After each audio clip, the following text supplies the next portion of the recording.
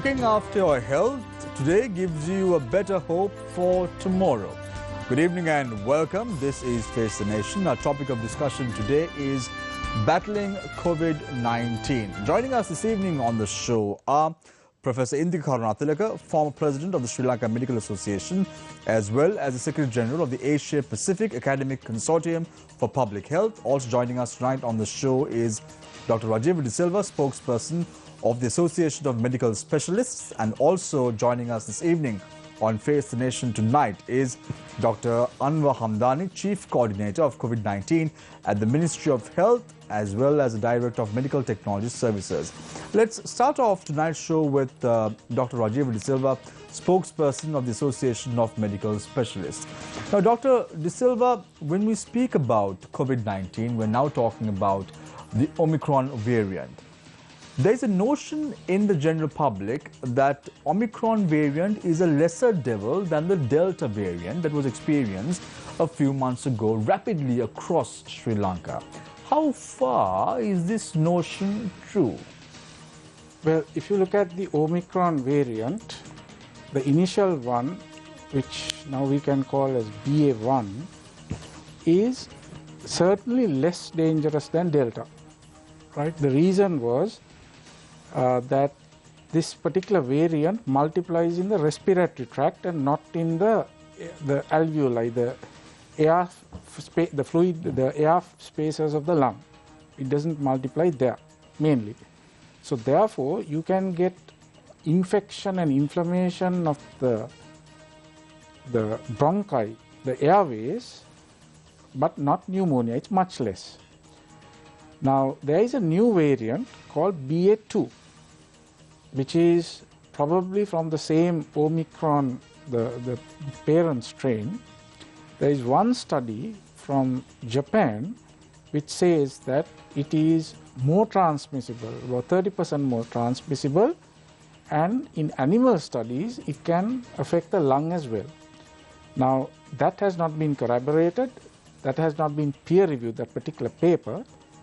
So, while the Omicron that we know is definitely milder than the Delta variant, there is a possibility that this BA2, which is superseding BA1 in certain countries, may become more dangerous. We don't know. So, Rajiv, the BA2 variant that you're talking about, has this been declared as a variant at present by the World Health Organization? No, it is still the variant of concern is Omicron. So that particular paper suggests that BA2 also should be given a Greek letter, designated as a variant of concern. It is a variant of concern, but it is part of the Omicron.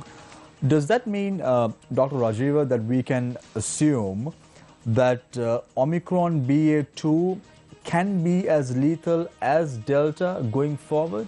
We don't know. Now, these are early days yet. This is just one paper, but of course it is coming from the University of Tokyo, which is a pretty famous university. So I think they are credible researchers. So at the moment, the situation is rather mixed in the sense, in the UK and South Africa, the BA2 variant is also present, but deaths are going down. Whereas in Denmark, where the BA2 variant is also present, deaths are going up. So we don't know. So it is possible that the BA2, I mean, there are a lot of amino acid mutations between BA1 and BA2. And there are certain other things, you know, the cells that are infected, they form what are called syncytia, multi-cellular groups where you get a lot of BA2 being produced. So there is a possibility that this may be more dangerous than BA1. So at the moment we are not sure. Dr. Rajiv, I want to get back with the numbers with regard to the vaccination drive in Sri Lanka. But beforehand, appraise us with regard to the vaccination drive in a country like Israel, which is in the forefront, which has already given the 2 booster shots, that is including of the 2 preliminary vaccination drives that took place in across the world, that is the first, second, third shot as well as the 4th shot. how successful has Israel been thus far with regard to combating or battling COVID-19 is concerned? Can they be taken as an example moving forward? Well, if you look at Israel, they gave Pfizer 2 doses, then they gave the third dose. They were, I think, one of the first countries to give a third booster. And now people over 60s are being given actually the second dose, that is second booster, that's a fourth dose. However, cases are going up in Israel, but the deaths are down. So that's the important thing. Now, it's possible that the booster, the second booster or the fourth dose would probably reduce disease, clinical disease and death. So, but we don't know a lot about what is happening with Omicron or with all the variants. In the sense that certain countries with a lot of vaccination, the case load is going up, whereas certain other countries where the vaccination is less, you don't get that many cases. So there are a lot of other things also involved. For example, South Africa versus Iran. Iran has a lot of Omicron, but South Africa, you don't get that much now.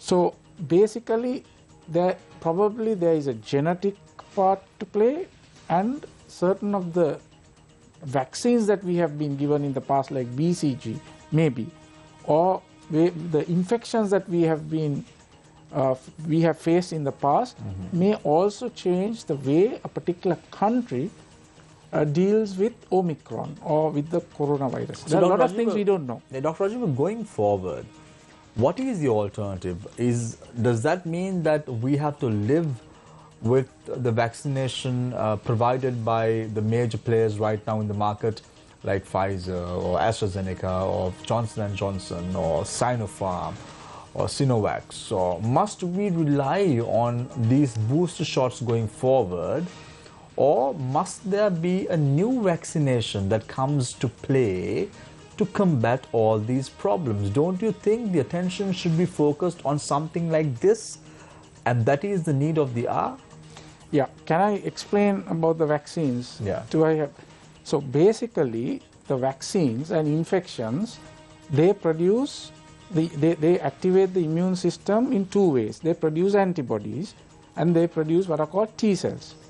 Now the antibodies, they prevent infection and they prevent clinical disease, whereas T cells, when a virus gets into a cell, the T cell destroys the cell.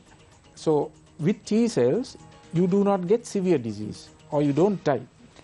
Now the problem with the antibody is that the part of the virus that the antibody recognizes has changed, particularly with Omicron or the Delta variant, right? So it's very difficult with the current vaccines to get sustained protection against clinical disease. So you give a booster, for some time you will, the person will not get clinical disease, but that is only for a short period, because the antibody, as I said, basically recognizes changeable parts of the virus, but the T cell responses seem to be constant. So with the vaccination, you probably will get some sustained immunity against severe disease or death, whereas the response or the protection against clinical disease will wane with time. So you can't go and give boosters continuously, right? So you need another vaccine now with the Omicron that directly focuses on Omicron. So now there are I think certain Western firms which are doing studies or clinical trials on Omicron variant vaccines. However, every time the variant changes, you can't go on producing vaccines. So what will happen is, this virus will be there for a long time. It will be like the flu vaccine. But because of the vaccines that we have been taking, and also because of infection, we will have protection against severe disease and death, but we will definitely be getting things like colds and fever. and this will be going on for a long, long time. Right. So the alternative is to make sure to get what you said correctly, Dr. Rajeva. So the way to move forward, or the way forward in this front, is to develop a new vaccine that combats all these variants in the future, which would be a long-standing effect on individuals in the future. Plus, taking the booster now. Right. Okay. Right.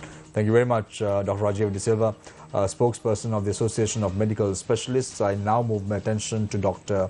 Anwar Hamdani, Chief Coordinator of COVID-19 at the Ministry of Health, Director of Medical Technology Services. Dr. Hamdani, welcome to Face the Nation. This is your first time being featured on the show. Nice to have you on board today on FTN. Dr. Hamdani, Dr. Rajiva spoke very eloquently about the need to get the booster shot. But when you look at the numbers in Sri Lanka, it is very, very poor. Look at the numbers. The first dose, 16.8 million got the dose. Second dose was 14.082 million. Third dose, only 6.48 million, which is approximately 46% of the success rate as far as the third dose is concerned.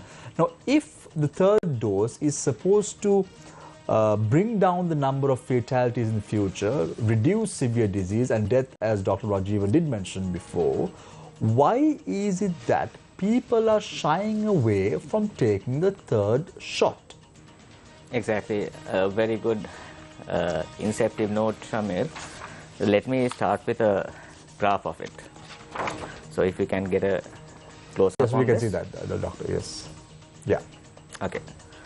So this is where the deaths all about. So this keep on rising. When we had the vaccination coverage for about 31%. So when we reach this 46%, you see the falling of deaths. But still, as what you very correctly mentioned, there have been people not coming forward. I mean, we've been offering this for a while. From December, we've been offering this. For the past 2.5 months, roughly about 2 to 2.5 months, we've only reached 46%. There has been a lot of misconception, a lot of misinformation. Rather, I call it as disinformation. There's a very big difference between misinformation and disinformation. So there have been people who do not realize the value of their life. So we've been coming out to say, so the third jab, the third shot was actually decided on a scientific basis. Dr. Rajiv would deliberate very much on that, I suppose. That he very clearly mentioned why it is needed and what is the way forward also. So, but after telling all those things, still there had been a very little support from the general public over it because of so much of misinformation and disinformation. But one should understand, you actually can postpone your booster jab. You actually can postpone your booster jab because you know, okay, fine, you think, okay, fine, you can get it tomorrow, the day after, after a week. You would not know how much of time you have. You would not know what complications you are running through. I'll get you a very good example. Take the best example would be me. I do not know what I have.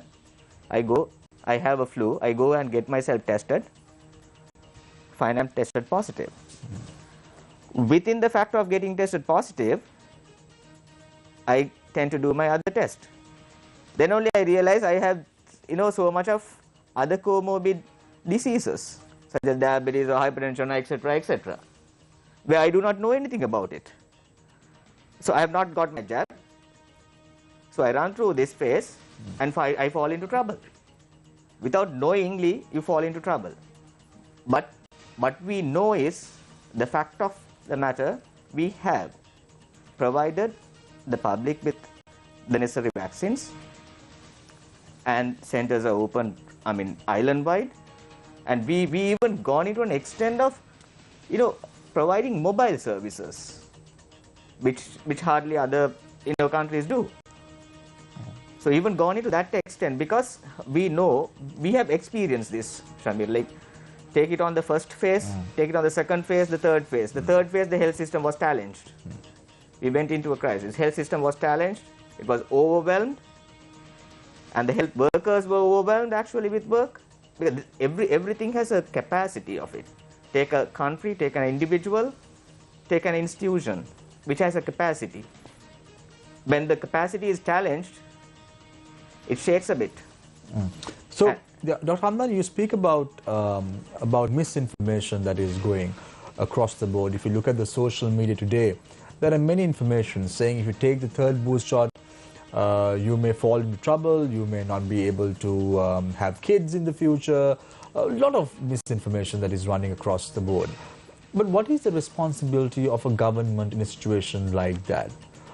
Aren't they supposed to counter these allegations through a proper social media campaign, maybe a long-standing campaign on television or radio?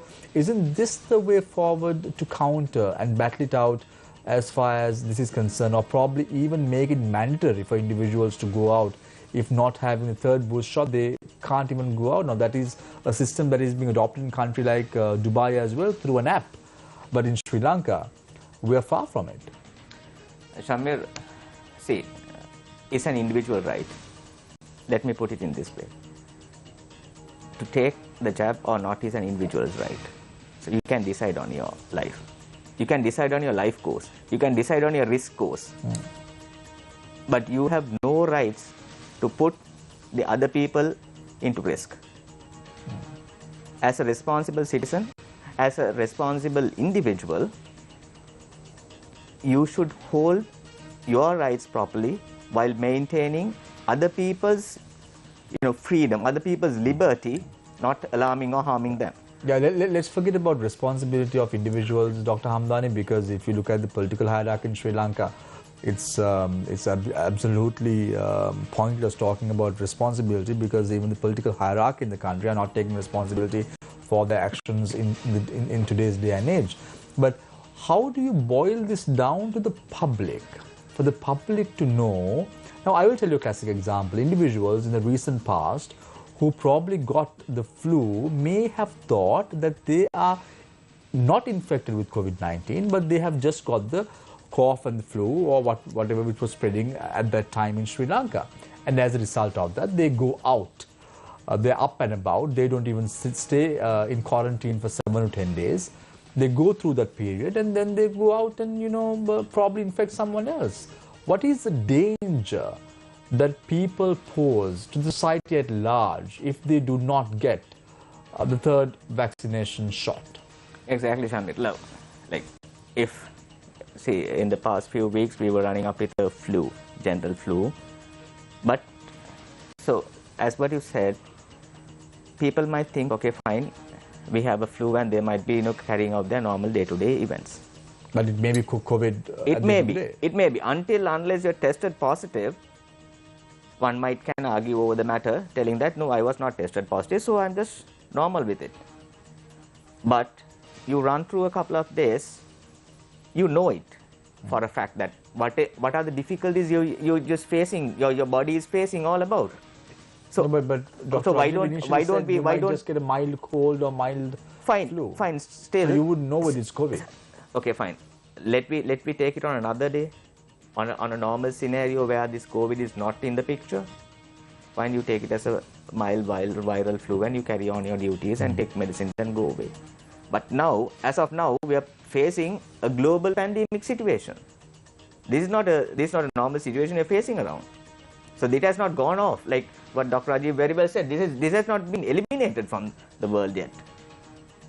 So if you have something like that, why don't you test yourself? You can obviously get yourself tested. I think Professor Indiko over the weekend made a nice article over that. Just don't claim yourself that you have a viral flu and roam around and spread it around. So it's kind of Shamir, take it like this. Yeah. You have a viral flu. Very well. Will you carry your daughter or son? Will you mingle up with them? You know why you don't do that? Because you love them. You don't mind you getting infected with a viral flu or anything else. You don't want your children to get infected. Yeah, but Dr. Hamdani, there are many issues in the government mechanism as well, when we speak about getting tested. Now, let's say take Shehan or Hassan who wants to get themselves tested. Unfortunately, they have to go to a state sector hospital or a private hospital to get the antigen kits. They can't buy it over the counter like in Dubai or US or Australia or any other country in the world. They can't buy an antigen kit through a counter. And you remember 1.5 weeks ago, there were a dearth of antigen kits even at hospitals, apart from the rapid antigen kit at the Katnaik International Airport for PCR tests. And the PCR test cost 7,500 rupees in the private sector. And the antigen kits itself costs 2,000 rupees. Given today's cost of living, Dr. Hamdani, is it practical for us to go and tell the public to go ahead and take an antigen kit and do a PCR test when it's not even available at times? Thank you very much for that question, Shamir. Actually, I think I should be coming out with, like, in Colombo, in Campbell Park, daily from morning 9 till 1400 hours, 2 p.m. in the afternoon. You can go, if Shehan wants, if Shamir wants, you can go there and get yourself tested. Likewise, we Free of charge? Free of charge. Where is the location, Dr. Hamdan? Campbell Park. Campbell Park. That is between what time and what time? From 9 a.m. to 1400 hours. Okay, that's until 2 p.m. Yeah. Yeah. So, you can go and get yourself tested. Apart from that, most of the corporate sectors have liaised with, this is what I'm trying to tell, liaised with certain hospitals. So, they flush in their clientele to the private sector institutions. Then again, the general public can get into the government sector institutions. They can tell their complaint, fine, I have flu, fever, kind of anything. So, in the event if the examining doctor thinks or suspects over matters, he'll be tested. So, this mechanism is there. So, you cannot say the mechanism is not there. Mechanism is there. No, but 1.5 we have weeks extended ago, it. Yeah, 1.5 weeks ago, Dr. Hamdani, there were no antigen kits in Sri Lanka. I couldn't find one. I was supposed You should have actually told me, Shamir. Yeah, I would have guided you actually to places where we could. But not everyone could talk to Dr. Hamdani. Of course, I've been. Get some I've been speaking to most of these people. Yeah. But never mind. Thank you very much, Dr. Hamdani, for your thoughts in the first round. I now move my attention to Professor Indika Karunathilaka, former president of the Sri Lanka Medical Association, as well as Secretary General of the Asia Pacific Academic Consortium for Public Health. Professor, if I may recollect right, you were the SLMA president when the COVID-19 was first spoken of. This was in the year 2019. And initially, you were very critical of the way in which the government handled the COVID-19 situation, talking about these panniers and all that. And that was not the way to go. You spoke about on our show, on Face the Nation, and said the government has to have a proper approach, a scientific approach to address these issues. And we were able to enlighten the public with regard to what the SLMA position was on the COVID-19 pandemic was at the end of the day. But right now, Professor Indika, are you satisfied the way in which the government is handling the situation with regard to COVID-19? Yeah, thank you, Shamir. Thank you for putting that rather difficult kind of comment. Let me start by making a correction. Actually, it is not being critical about the government handling the situation. From the very beginning, we have been working in very close collaboration with the Ministry of Health, Dr. Hamdani and many.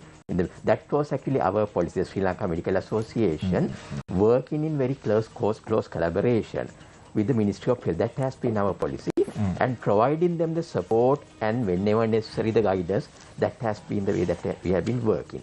And again, definitely yes. From the very beginning, our stance was it has to be based on the science. And even now it remains so. Having said that, there is something that we need to remember, that the need to be pragmatic, because as Dr. Rajiv very correctly mentioned and very elaborately mentioned, that this virus is ever changing. The behavior is ever changing. It never allows us to settle into one particular pattern actually. If you take COVID-19, it is It is like a problem of unknowns really. Even now, it's a problem of unknowns. Now, for example, we think Omicron is milder variant, but still we really don't know. We really don't know even after a few days. If you are vaccinated, we see many patients who are not vaccinated are getting maybe severe form of illness. So still it's a problem of unknown. So therefore, the strategies actually change. Sometimes one strategy that you take in one point may be completely different from the strategy that you have taken later. One example is, say, isolation and quarantine nowadays. It's very much relaxed now. For example, if you have taken the booster dose and 3 doses, if you are first level contact, you don't need to get quarantined. But in the past, say in 2020, if you are a first level or second level contact, you will be definitely mandatory quarantine. That's why the need to be pragmatic. From time to time, the situations change and virus change, our target changes, so the decisions will have to change. Sometimes, as I mentioned, it may be something completely different to what we have practiced previously. It happens actually, it happens. I don't see a problem in there as long as it is based on science, as long as based on scientific principles and basic principles.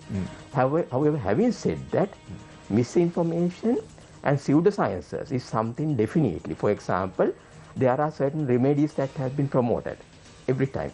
And sometimes when people are so desperate, they go for these remedies.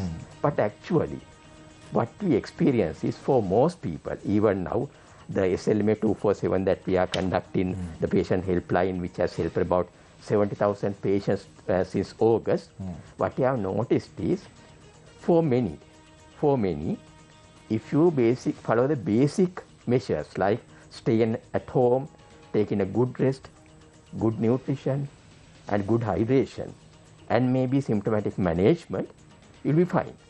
That is the case for over 80%. But many take advantage of the situation. That is what we call pseudoscience. For example, if we say, if you take a lot of fluids, you will feel better.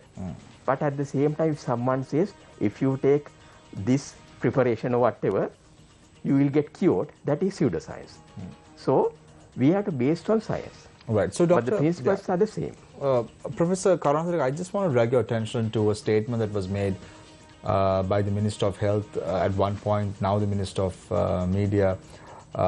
Minister of Media at one point, now the Minister of Health, Minister Kelly Rambukwala, saying that if you do not get 2 doses, you won't be able to access any public state institutions or even any company. But there has never been a proper mechanism in play.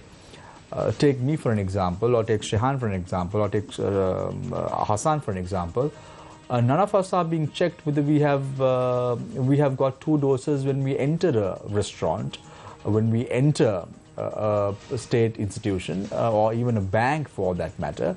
Anyone and everyone can walk in. So don't you think the government mechanism has to be more stringent to make sure, or not forcefully, but indirectly, to get people vaccinated? There has to be a proper mechanism in play, like in countries like Dubai.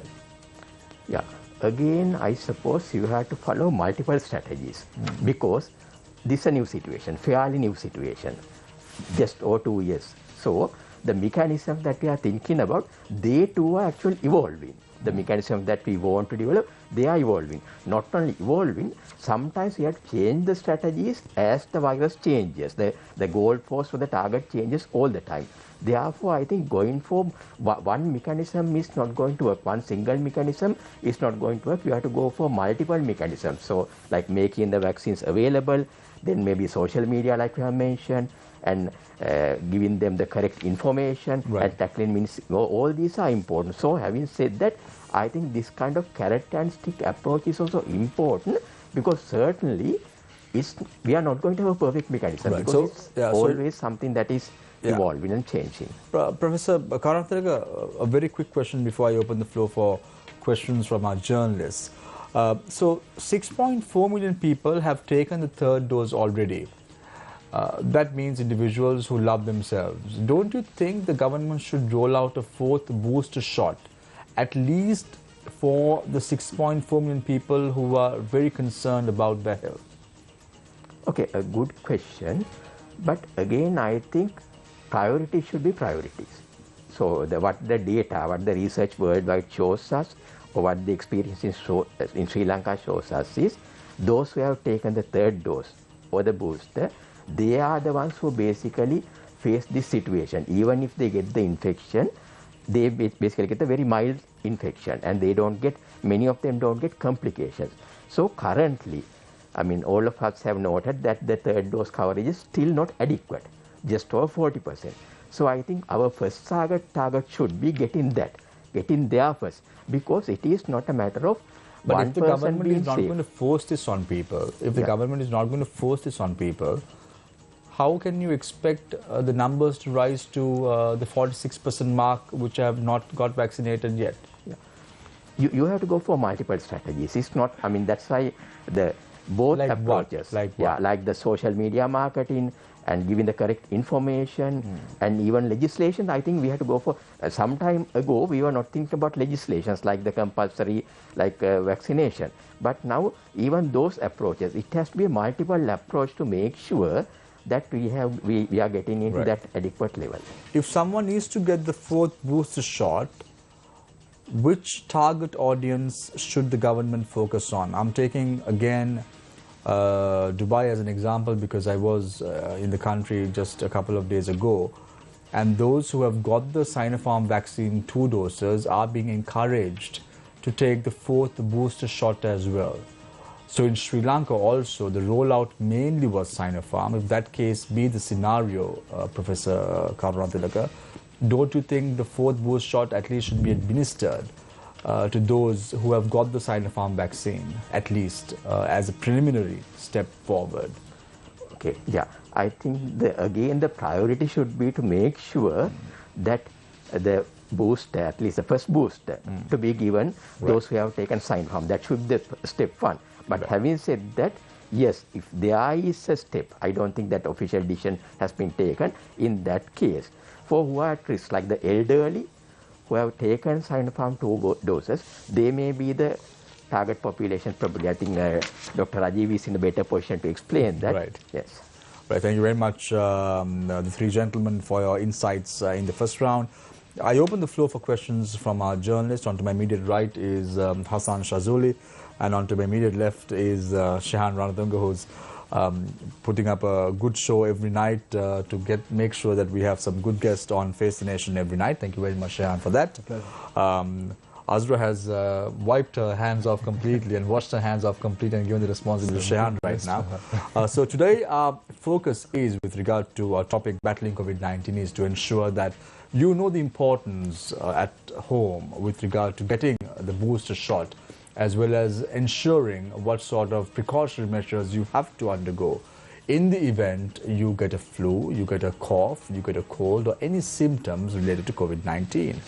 So with that intention in mind, I open the floor for questions. Let's start off with Shehan. Thank you, Shamit. Yeah. My first question is to Dr. Hamdani. Doctor, let's look at the ideal scenario, and I'm about to ask you a political question, if I may, but I think you're the most qualified person to answer this question, as you are with the Health Ministry.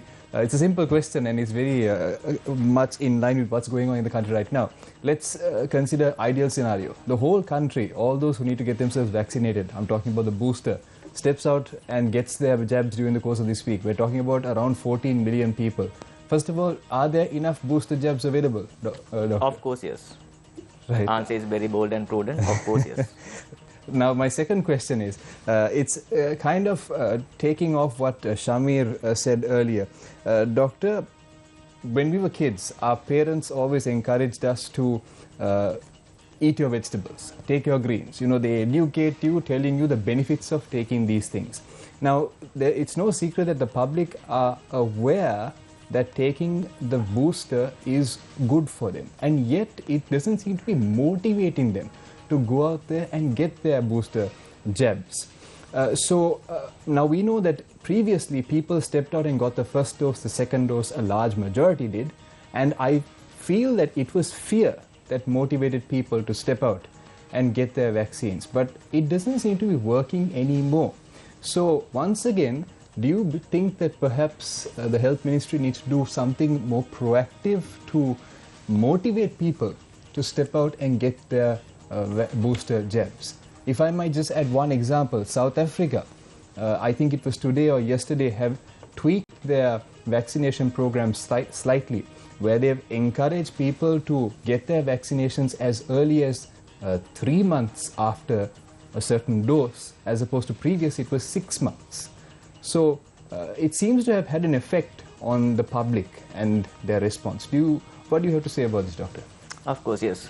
I think as Prof. Indika said, we need to use multiple strategies. Like, okay, fine. Now take it like why people are not coming. There might be so many reasons. As what you mentioned, I mean, we've also changed that strategy of, like, initially we've had the strategy of after contracting COVID 6 months. We've changed that strategy into 3 months. So we've also changed strategy because this is an evolving thing. There is no concrete confirmed measures you make, like build up a wall and keep like that. It doesn't work like that. So we need to go into people's mind. We need to inculcate, into people's mind that what is this and why it is important. As what you very well said, and in the third phase, actually, what happened? Like we've experienced about 250 deaths per day, but 6,000 cases per day. People weren't going out. People were shivering of fear. So they were kind of motivated. That was kind of a motivate. That was kind of a deterrent factor, which pushed people in for vaccination. And there was a time where that we didn't have enough vaccines initially. So that was the other reason. So everybody was like rushing in, and people who cross borders too. Even your channel showed so much of time, like people cross borders to go into different areas to get themselves vaccinated. That is to protect themselves. Now they think, okay, fine, that this protection is enough. As Dr. Rajiv very well said, we never know how much of this is going to be evolving in future. This is going to go on like this because this is a global pandemic. This is not confined to our nation only. If it is confined to our nation only, fine. We know as of this rate, this will end up here. But this is a global pandemic. So this is dispersed everywhere. So within this context of the matter, like people should understand this. They should know. They should be knowing the fact which is the truth, because these are all scientifically based evidence. When WHO declares, when the scientific colleges declares, I mean, we have a scientific committee here, expert committee. So we all sit on that.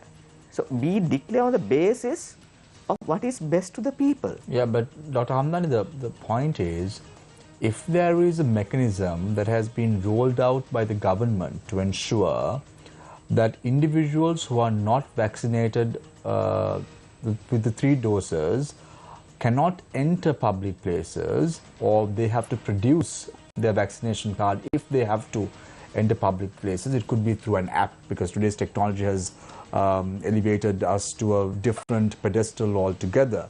Won't that be the most prudent decision? Because this has been tested and tried in countries like Australia. It has been tested and tried in countries like Dubai. It has been tested and tried in countries like India. It has been tested and tried in many South Asian countries. So isn't this the best opportunity that we have? People cannot go. I've just got a message from one of our viewers who are watching the show who says that I contracted COVID from a father and son who came to work in my garden a couple of weeks back. I realized later that both of them had not got their vaccination. And as a result of that, these individuals have given me the virus.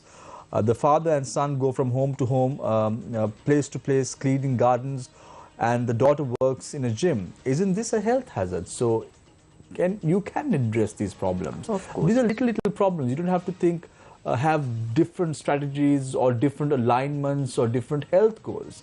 The only issue is just have a proper working app, and through the app monitor every individual who has got the booster shot. If they have not got it, don't let them enter and be a health hazard. Simple as that. Of course, yes. I think that is why the Gazette notification was issued based on 30th of April. From Right. 30th of April, it is going to be enacted. Yeah. And in the meantime, because... But Dr. Hamdani, several months ago, I'm sorry to put you on the spot here, but several months ago, Dr. Hamdani, the minister in charge said if you don't get the 2 vaccinations, you can't even enter public place, and it was also gazetted. But where is it in practice? So no, it's actually like now we consider as complete vaccination along with the booster jab as well. People who have got 3 doses are considered as completely vaccinated. So that is how this Gazette notification came, and which will be enacted in 30th of April, from 30th of April. Rather, within the meantime, we're developing an app along with the Ministry of Technology. We're developing an app. So there is a process. That there is a process, because this cannot be done overnight. Unlike what you say in Dubai, Shamir. Yeah. That's there is no question about that. I think we are in the process we are of it. still a developing nation. Exactly. We have time. It takes time, and we totally understand. But so it's in the process. There a process in place? It's in the That's process. It's in the process. We've discussed with the Ministry of Technology also. They are in line with us. Right. So it's going to be an app, as what you told. Yeah. It's going to be an app. So it's going to come into action. Yeah, Dr. Rajiv, you want to add something to that? No. Can I, Shami, can I yes, add to what? Yeah, actually even now there's a smart vaccination card available for those who go abroad. Basically, you can go to the website, the Ministry of Health website, and apply, and you can get the smart vaccination card, which you can carry on your phone and with the QR code. Yeah. So the possibility are there. So hopefully the systems. But I don't know, Professor Indika, whether you have tested and tried that vaccination card, because I got the 2 doses, went overseas, came back, got the 3rd jab, tried to get the vaccination card. I couldn't get it for 3 months. So the process is not accurately put in place. And if you scan the QR code which is there, it goes to an alternative site which says data not available. So there are problems. Thank God in other countries they don't look at the vaccination card issued by the Sri Lankan health authorities. They only depend on. Let me interrupt you here. Yeah, of course. This is my bit experience. This is actually not to contract you on the basis. Yeah, no, this is my bit experience, and exactly, I'm sharing it. Exactly. It's only right as journalists if I tell you my experience also. Of course, yes, because that's going to be the public concern. Absolutely. So thank you very much for raising this concern. Yeah. We've also come into kind of few people have notified me on the same basis which you are telling. Yeah. So there are 2-3 things which matters on that, but I'm not trying to find fault on individuals who have entered that a change of number, batch number changes, the place changes, right? Yeah. So these are minor problems, but we are actually rectifying all of them. Most of them had been rectified. Yeah. Now Shamir, if you actually log into the system and you apply for it, I think obviously you'll get it within 24 hours. Thank you very much for that. So getting back to Dr. Rajiv with regard to the drive that we have. Dr. Rajiv, tell us a little bit about the vaccination, the different types of vaccination that are available right now. Pfizer is being administered across the board very rapidly and vividly, as you can see, everywhere in the world now. Do you think there is a mafia behind these vaccination companies who are trying to promote their vaccinations across the world? No, I don't think there is a mafia. If you look at the vaccines, right, they were in short supply some time ago. So basically, I think it is something like survival of the fittest now. So there was a whole range of vaccines that were available, and today we find that the vaccines like the mRNA vaccines. When you say mRNA vaccines, what are the vaccines? That is like Pfizer and Moderna. Right. Okay. And certain of the what are called vector vaccines like AstraZeneca, and Sputnik went off, but that was quite a good vaccine.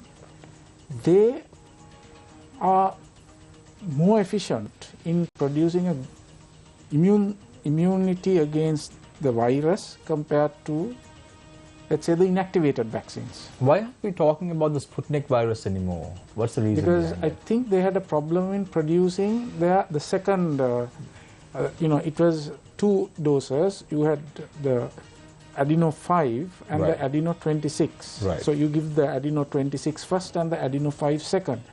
I think they had a problem in producing the second gel. Right. So that's why it went off. So, Dr. Rajiv, you spoke about the T cells. We speak about T cells which are immunity boosters for individuals.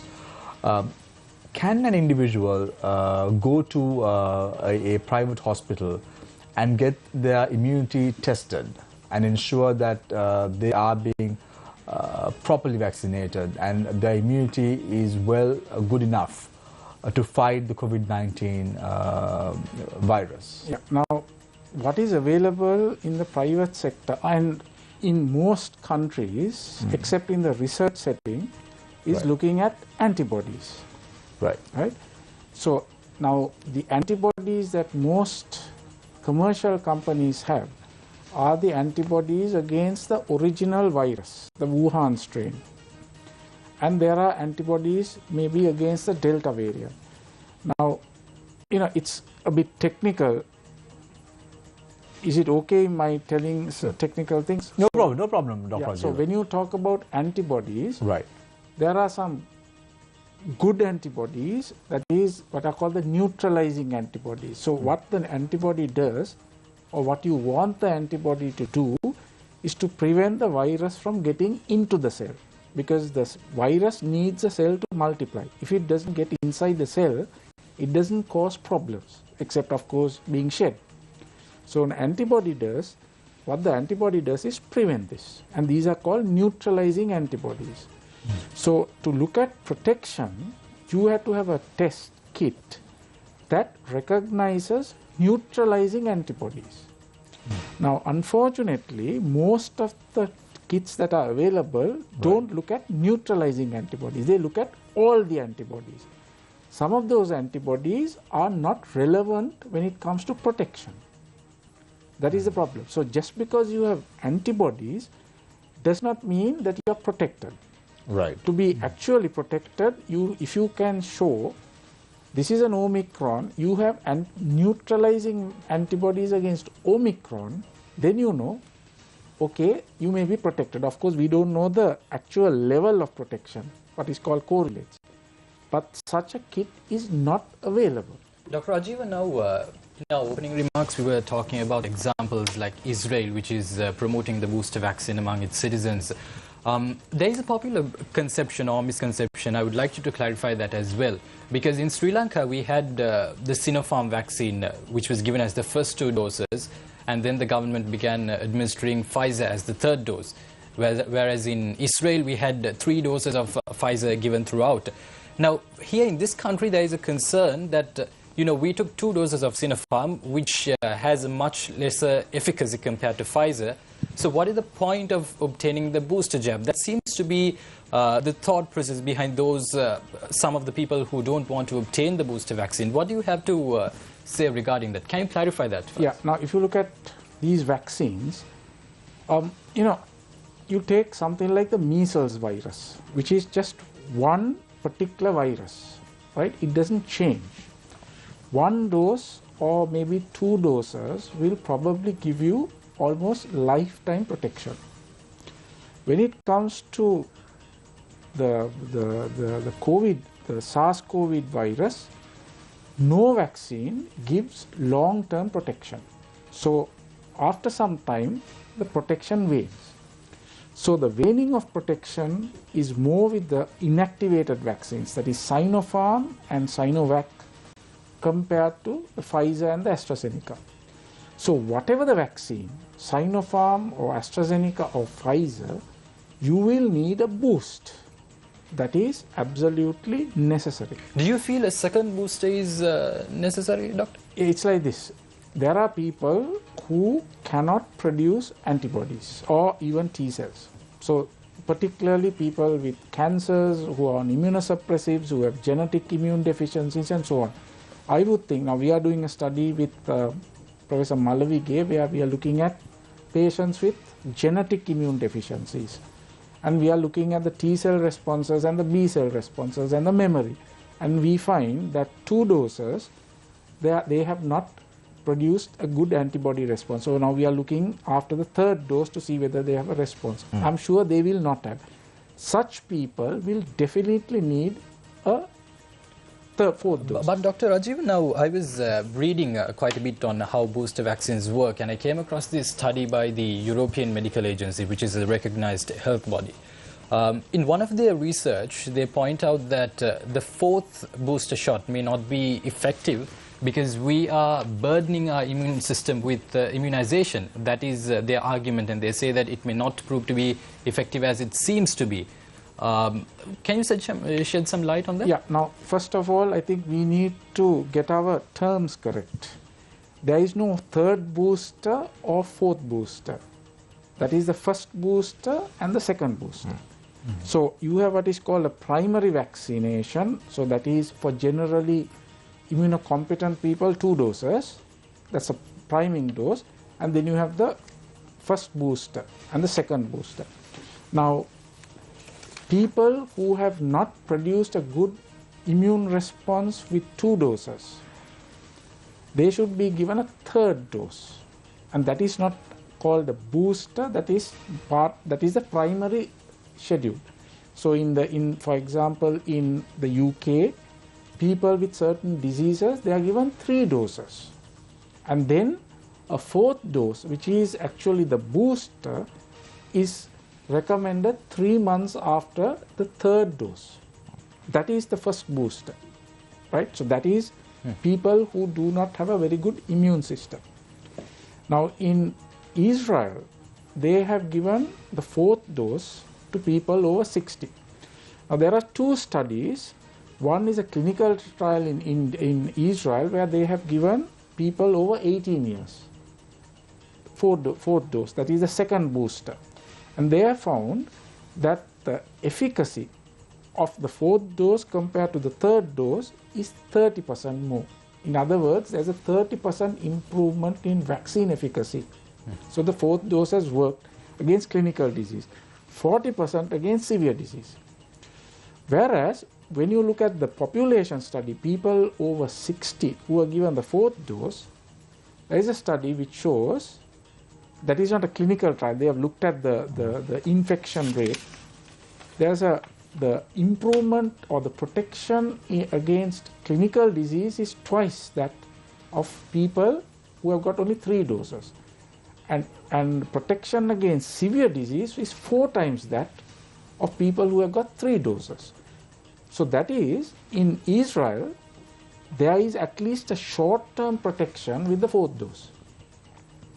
So how long that is apart? in the over 60s. But unfortunately, this is only for the first month. They have not studied it further. I mean, my gut feeling is that with time, that protection will also go down. So that's what I said at the beginning. This virus, you are not going to get sustained protection against clinical disease. You will not. With time, with a 3rd dose or a 4th dose or a 5th dose, if you wait for some time, you will get infected and so you will does get it mean, clinical disease. Doctor, that in your opening remarks you said that the way forward is to formulate a new vaccine as the solution. So does it mean that people will have to keep getting boosters until that time arrives? No, I don't think that is that you have to continue giving boosters. For example, they are now trying to, I think Pfizer, Pfizer, they are going to test a Omicron vaccine. So we will not have to wait years to get an Omicron vaccine. The problem is if the Omicron changes to, I don't know, Omega or whatever, a new variant. But as I said at the beginning, we will have to live with this virus. It will continue for some time, maybe almost indefinitely. What will happen is the vaccines that have been given, as well as the natural infections that we will definitely get Omicron. We will definitely get certain further variants, but people who have been vaccinated and boosted will not get severe disease.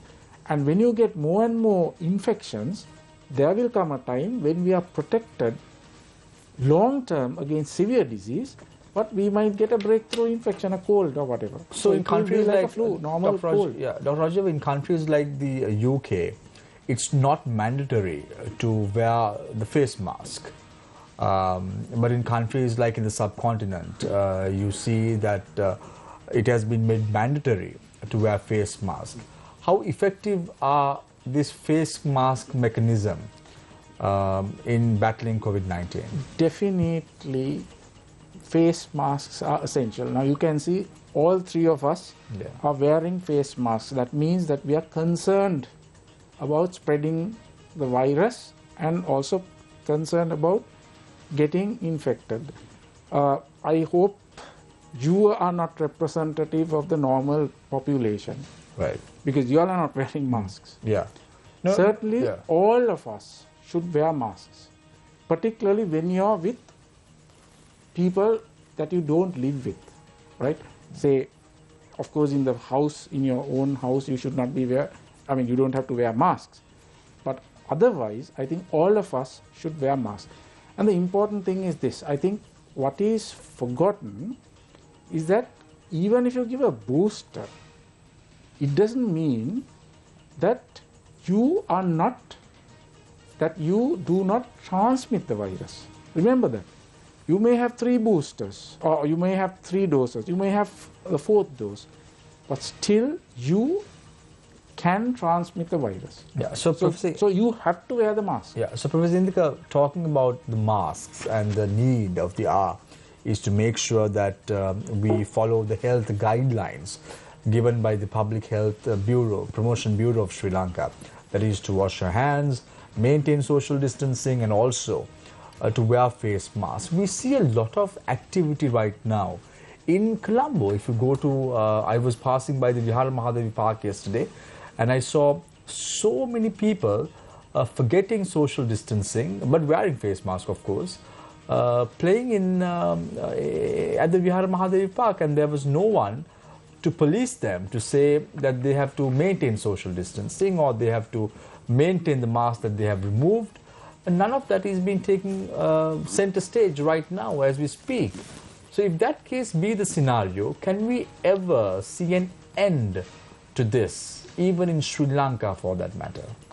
Yeah, again, we are getting into very important part of this discussion, and previously also this concern that are we going to be with COVID forever? Are we going to get booster dose after booster, vaccine after booster vaccine? Is this the way forward?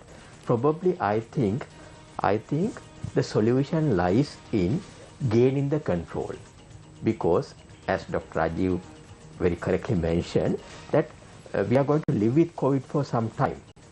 We don't know how long, but it's a matter of gaining control, and it's a matter of doing what we can do.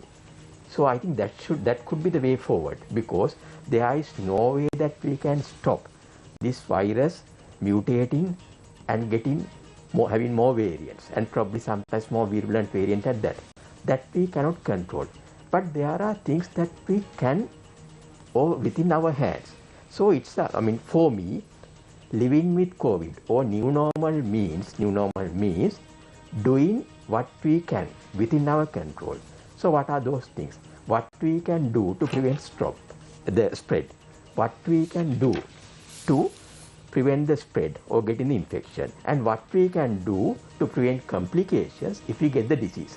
I think if we can stick to those basics, so to prevent or to reduce the severe disease, what we can do is, obviously, all the data has shown that you have to get the booster. There's no doubt about that. And this could be, in a way, this could be a window of opportunity for all of us, because at the moment, we are having some control. Unlike in August, at the moment, the health system is not over. But the number of deaths right now, Professor Indika, has gone up between 25 to 30 right now for a day. I fully agree with. So the numbers are increasing as we speak. That's why I said this is the window of opportunity for us to gain control. I'm not saying that we have gained control to gain control. This is a window of opportunity. And to do that, what should we do? First thing is getting the vaccine. Actually, this should have happened long ago, but better late than never. So step 1 is getting the vaccine. Step 2 is to prevent or reduce the spread as much as possible. At the moment, the way things are happening, it is spreading very fast. But still, if you adhere to the basics, because that is what we can do, adhering to the social distancing as much as possible, and then wearing mask and other measures as much as possible. That is what we can do. Thirdly, what we can do is in case, in the eventuality that we get the disease, what can we do? What So can, I just want, Professor, just interrupt me can for a I second. finish, Shamir? What can we, if in case that we get the disease, what can we do? Right. Because that also would reduce the number of deaths and the complications. For example, in case we get the symptoms, nowadays, when you get the symptoms, there is the perception that it's a viral flu. Again, that's a totally wrong conception, and misconception can be very dangerous. So, if we get these symptoms, one thing is, if possible, get tested. Get medical advice, because actually If not, quarantine yourself. Not diagnose yourself. And actually the good news is we can control this. Right. Good news is even if we get the disease, most of us, if we are empowered, for example, what most of us need to do is get medical advice, get tested, and if you don't have severe symptoms, stay at home, get a very good rest. A very good rest, good hydration, good nutrition, 80% would be fine. And at the same time, monitor for any red flags. For example, difficulty in breathing, so on and so forth. If so, get admitted as soon as possible. Then the doctors and the health system will do what is required. And also at the same time, avoid going for unnecessary medication, which will do more harm. Because good news is actually for most of you, you really don't need medicines. Other than maybe simple paracetamol or maybe sometimes antihistamine, you don't need medicines. Sometimes if you take medicines, what happens is it can do more damage. For example, antibiotics. It won't do any good for a viral disease. Or some other drugs like say ivermectin or many others which are used rampantly. They are actually misused. So we have to actually empower the people. If we empower the people to do what to do, to prevent it, prevent the spread and prevent complications, and what to do if you have the disease. I think if we can empower, we can gain control. So, Professor Indika, a few months ago, when the Delta variant was very prominent in Sri Lanka, there were many mechanisms that were launched by the governments where people could call a health line, inform about the symptoms that they have. Is that health line still available for the public to do so, or? Yeah, there were several helplines. Initially, it was this was during the August time period where the surge was there. August, September, August. So it was actually initially as an integrated system, where one system was through the National Operations Center for COVID-19, that was a SMS system, and other one was from with the Sri Lanka Medical Association, which we have initiated with the Ministry of Health and with Suasaria and Mobitel. Again, those helplines are functioning. And recently, the National Operations Center has ceased operations. However, the 247 system is still functioning, and we still get a lot of calls. And actually, that has really helped us like a sentinel to find out what is happening. So people who have symptoms could still call the number available and get some redress from a specialist doctor who is available 24/7 around the clock. 24/7, So, Dr. Hamdani, just to pose a question to you with regard to the number of ICU beds. There is right now, with the Omicron variant playing a major role as far as COVID is concerned, the government was able to allocate approximately around 70 ICU beds for those infected with COVID-19 to get some redress. Out of that 70 beds right now, how many beds are occupied by COVID-19 patients at present who are finding it difficult to breathe or probably under severe disease at the moment? Let me correct you first.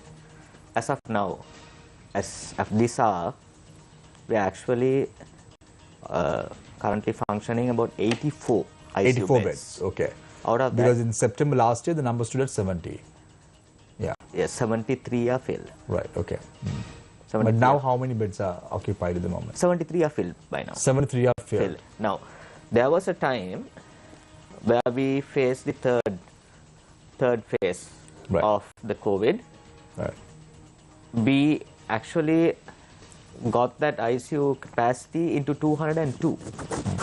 At the peak of the peak of the situation, the third phase, it was 202. Then gradually we reduced because we were starting our normal other functions in the hospitals, general hospitals also. So we had to curtail certain beds and give them to the normal people who come with normal diseases or post-operative people. So as of now, we are functioning 84. Out of that, 63 are filled. Yeah, Dr. Hamdani, I also need to draw your attention to the regulations that the Health Ministry revises on a constant basis. We know that the Omicron variant was first detected in Africa in early December. That was somewhere around the November 16th. Sorry? 16th of November. 16th of November, okay. South Africa. So, so we had plenty of time to stop that variant from entering the country. However, the Health Ministry updated its guidelines on tourists arriving in the country or foreigners arriving in the country only on the 27th of January this year. Why was there a huge delay? And I also need to just point this out. Although we revised our restrictions or the regulations on travelers on the 27th of January, we see that COVID-19 cases have been crossing the 1,000 mark from the 1st of February.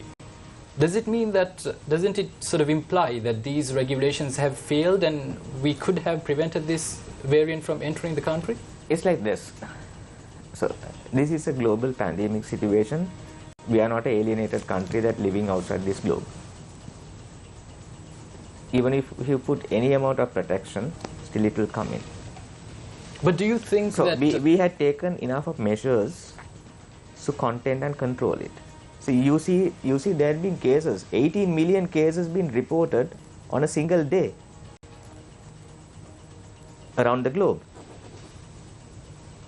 Within proportions take, we are actually maintaining around 1,200, 1,300. But that is the leverage. That is the leverage actually we are placing of our second vaccination, which most of the people do not understand. Most of the people take it on the other side of the coin. But what I'm trying to tell you here is why this plateau is been maintained at that level, and why this death rate where Shamir was telling is 20 to 30, somewhere around fluctuating at that level, is because of the leverage we have achieved through our second dose vaccination. Totally about 12 population, we've roughly vaccinated about 14 million, which is almost about 82%.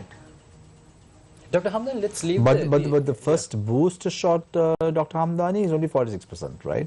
Yeah, it's 46%, 6.4 million. Right, let's leave the vaccination aside since we have spoken No, about but just very quickly, Hassan, just following up with one of the questions that you earlier asked, Dr. Hamdani, we got it initially all wrong, right? We were going behind tonics, we were going behind putting pots to riverbeds, you know. We got it wrong during the initial stage, don't you think so? Now, you were very active in this whole process for a very long time. From the first patient who was detected on the 27th of January, if I'm not mistaken. Yes. You were very active, but initially we got it all wrong, right, Dr. Hamdani? Now, it's like this. Because no other country, we made the headlines. We made the headlines on Al Jazeera for promoting a tonic in the country by the parliamentarians in this resplendent island nation initially. Like but that is the past. No point of talking about spilled milk, because as I always say, when the horse has bolted the stables, no point of talking about such matters, but we got it all wrong right at the start. Shamir, it's like this, this is an unprecedented disease, which nobody knew anything about it. So as Dr. Rajiv very well said, but science, this is evolving. So scientific based evidence was evolving by then. But does it justify? Tonics were not scientifically. Exactly. We were not into that. We were not into that. We had the health minister Pavitra Vannarach also consuming this tonic right at the start. Parliamentarians were consuming, the speaker was consuming, and majority of them were infected with COVID-19. So initially, Dr. Hamdani, we got it all wrong, right? No, from the initial, for the inception of the disease or the first case, identification of the first case of the disease, what we stood was on scientific basis. I think we had a scientific committee. This was definitely Dr. Hamdani deciding on how to manage. Yeah, but not tonics. No, see, Dr. Hamdani. It was never recommended on the scientific committee. No, absolutely. Now, individuals like the head of the Association of Medical Specialists came on the show initially and said we have to have a home quarantine system in Sri Lanka. If we don't have a home quarantine system, we will be overwhelmed with the numbers. The government didn't give any heed at that time. However, because of the pressure exerted by organizations like the SLMA as well as the AMS at that time to the government had to heed to the orders of the professional bodies at that time. Because no point of talking about the Government Medical Officers Association at the end of the day. But there were associations which were very, very powerful at that time who made a lot of concern with regard to the situation in Sri Lanka. And I think credit has to go to organizations like the SLMA as well as the AMS at that time for making the government realize where they made things wrong, and even the media for that matter. Of course, Shamir, I always give due respect to everybody who has given us suggestions. Yeah. So this discussion, I'll have to be very open and very transparent about it. Yeah. This discussion of this home-based care was actually discussed before all these people, before 1 year, with me, Professor Indika Karunathilaka, Dr. Ananda Vijay Vikrama, and Professor Atula Sumithipala, and then Director General of Health Services, Dr. Anand Jasingh. But Anand Jasingh was also promoted. That was long back. So we had this plan because we knew what was our actual capacity all about and where we could go, because these people know how the caseloads were flushing in daily. No, see, that's what Dr. Hamda now. Individuals like you are very professional in this. You have not only been, you have been attached to the health ministry for a very long period of time. Looking at your profile, it's very clear that you are a man with a lot of integrity. But when individuals like, as you mentioned, Dr. Anil Jasingh has said, to go with a home-based solution, he was just transferred to the Ministry of Environment as a secretary. So there was a no, it's not your problem, but I'm saying there was a loophole in this entire process right at the start. However, right now I'm very glad that they have got the act together. But how do we promote the booster shot to the general public? What is the mechanism that we should adopt now? Because let's forget about what happened in the past. Let's forget about all those matters, issues, whatever the government did wrong or whatever it is, or the opposition or whatever it is. Let's put that aside. What must we do now? Okay, Shamir, let me not take it like this. Like, if at all to be taken up like this, like if A does something, B sees differently, B does something, A sees differently, we wouldn't have reached here. We wouldn't have been here. It was a combined effort by everybody, especially I think I should be thanking the military, the tri-forces and the police, because this was a concept of the civilian-military synergy comes into play. So, despite whatever people said about militarization, they did a good job. So, see, this is where the terminology is wrong. It's not militarization, it's civilian-military synergy, which a lot of other nations have practiced. No, they did a very good job. There had been nations practicing this. I got my boost shot from an Air Force personnel at the eye hospital when I was supposed to go overseas. So it was a very good role. That is how even media. I should thank the media also, because like the most of the information reach people through y'all. Let that be printed or digital, through y'all, because however the scientific evidence or collection of information we have, if it is not disseminated to people, they do not know. So this is one of the main concerns of this booster hesitancy. This is one of the main concerns of this booster hesitancy. As Dr. Rajiv very well said, there had been a lot of disinformation and misinformation. Now, see, it's like this. You getting the jab today, okay, you get fever next day. You call your friend, you call your neighbor, you call anybody of your colleagues and tell, I got fever, no? Very painful, no? Fine. After 2 days, will you call him and tell, the fever went off next day, I'm back to work? You would not tell that. It's like the goal. It's like the goal. People will only remember the goal hit, because there only you score points. But actually, Dr. Hamdani, yes. I think the real concern with the booster or these vaccines is actually not even about the side effects, like the short-term side effects, like the fever you mentioned. There's a genuine fear among people that if you take these boosters, vaccines, you injecting yourself over a prolonged, repeatedly, over a number of times. They're afraid that this will have long-term effects in the future. scientifically not proven anywhere. So, Well, so, this but that is what Shamir was telling. Can I Yes, answer please, that question? please, Dr. Nisar. Now take the triple vaccine or now the pentavalent or the hexavalent. Say the tetanus. You give it at 2 months, you give it at 4 months, you give it at 6 months, you give it at 18 months, you give it at 5 years, you give it at 12 years. So that's 6. Has tetanus, has it caused problems? I think It this hasn't. is a message that needs to be given out more. People need to be assured that this is a tried, tested mechanism and not just something that Yes. emerged for COVID-19. As Shahan correctly articulated, Dr. Rajiv, we are having this show today to promote the people to go and get their booster shot because it's available freely by the government. It has been rolled out extremely very well by the Health Ministry as well as the Triforces, as Dr. Hamdani mentioned before. And you have to go and get the 3rd shot, which is the first boost shot that you are supposed to get. Dr. Rajiv, I just want to pose a question to you. What about those individuals who have got the Johnson & Johnson? That is a 1-dose vaccination when it came out. So even those individuals have to be taking the booster or the 2nd shot for them? Yes. They have to as well? They have to. Okay. I know, Dr. Rajiv, it's a very contention topic when we speak about vaccinations in Sri Lanka today because of the many issues that we're facing in terms of geopolitical instability and all that and more. But if you look at it, Doctor, what is your message for individuals who have got the vaccinations? Like you have 14.082 million who have got the 2nd dose. The 1st dose has been quite very well rolled out because the number stands at 16.849 million. However, the 3rd dose has only been rolled out to 6.489 million.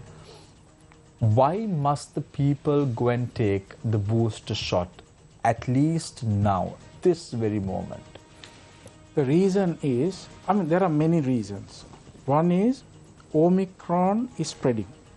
Right? We know that it's spreading. No, but BA2 is lethal. That's what people are saying. No, I'm not saying BA2 is lethal. Right. There is one study which shows that BA2 can be dangerous. Can be dangerous, Yeah, right. it is not peer reviewed. It is just one study. So we don't know. But it is possible. Right? So there is a potential of BA2 taking over from BA1 and causing havoc. So in such instances, if people with 2 doses probably may not have enough protection against BA2. We don't know. Because an associate professor of the epidemiology unit at the Yale School of Public Health is saying that it could spread 30% more easily than the Omicron BA1 variant. Yes. It is, for example, if it is like BA1, whether it's 30% or not, it's probably not a problem. But there is information or there is evidence that it may be more dangerous because it affects the lung, not the bronchi. So that is a dangerous thing. If it is true, and I'm repeating it, if it is true, then so it may be a problem because you have a variant which is as dangerous as Delta and which is more transmissible than Delta. So in such instances, people who have got just the 2 doses may not be protected enough. So do we still have Delta playing a major role in Sri Lanka? No. Not anymore? No, not anymore. So is that good news?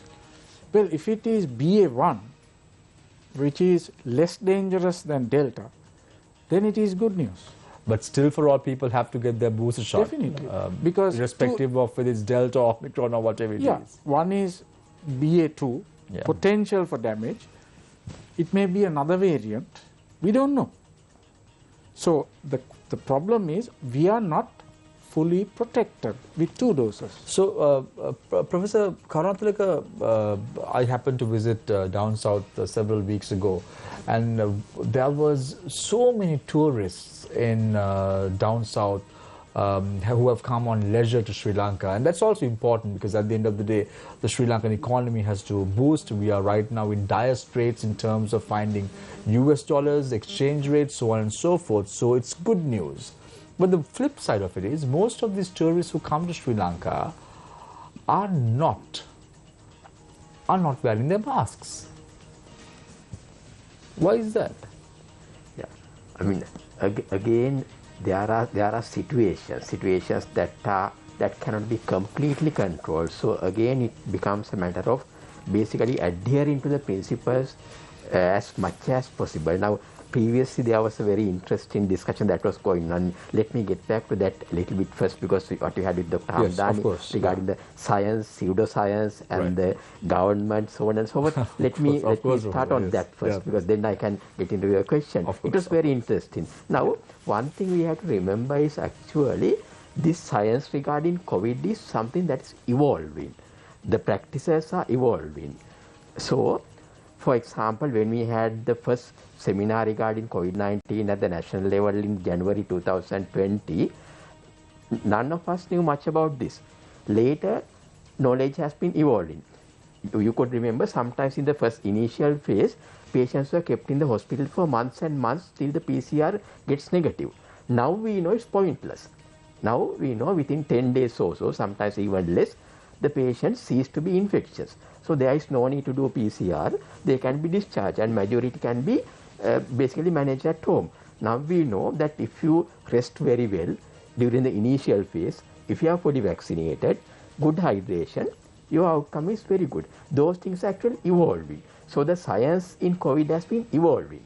So in those days it was 14 days, now it has reduced to 7 days. Not 14 days. At the very beginning, if you could remember, very beginning it was around 21 days. You had to exit PCR as well. In the hospital for 3 months till the PCR becomes negative. But only now we know that PCR can remain positive even up to 3 months, but the patient is not infectious. It's not the patient actually. So that's why we don't do exit PCRs anymore in asymptomatic. So the knowledge is actually evolving.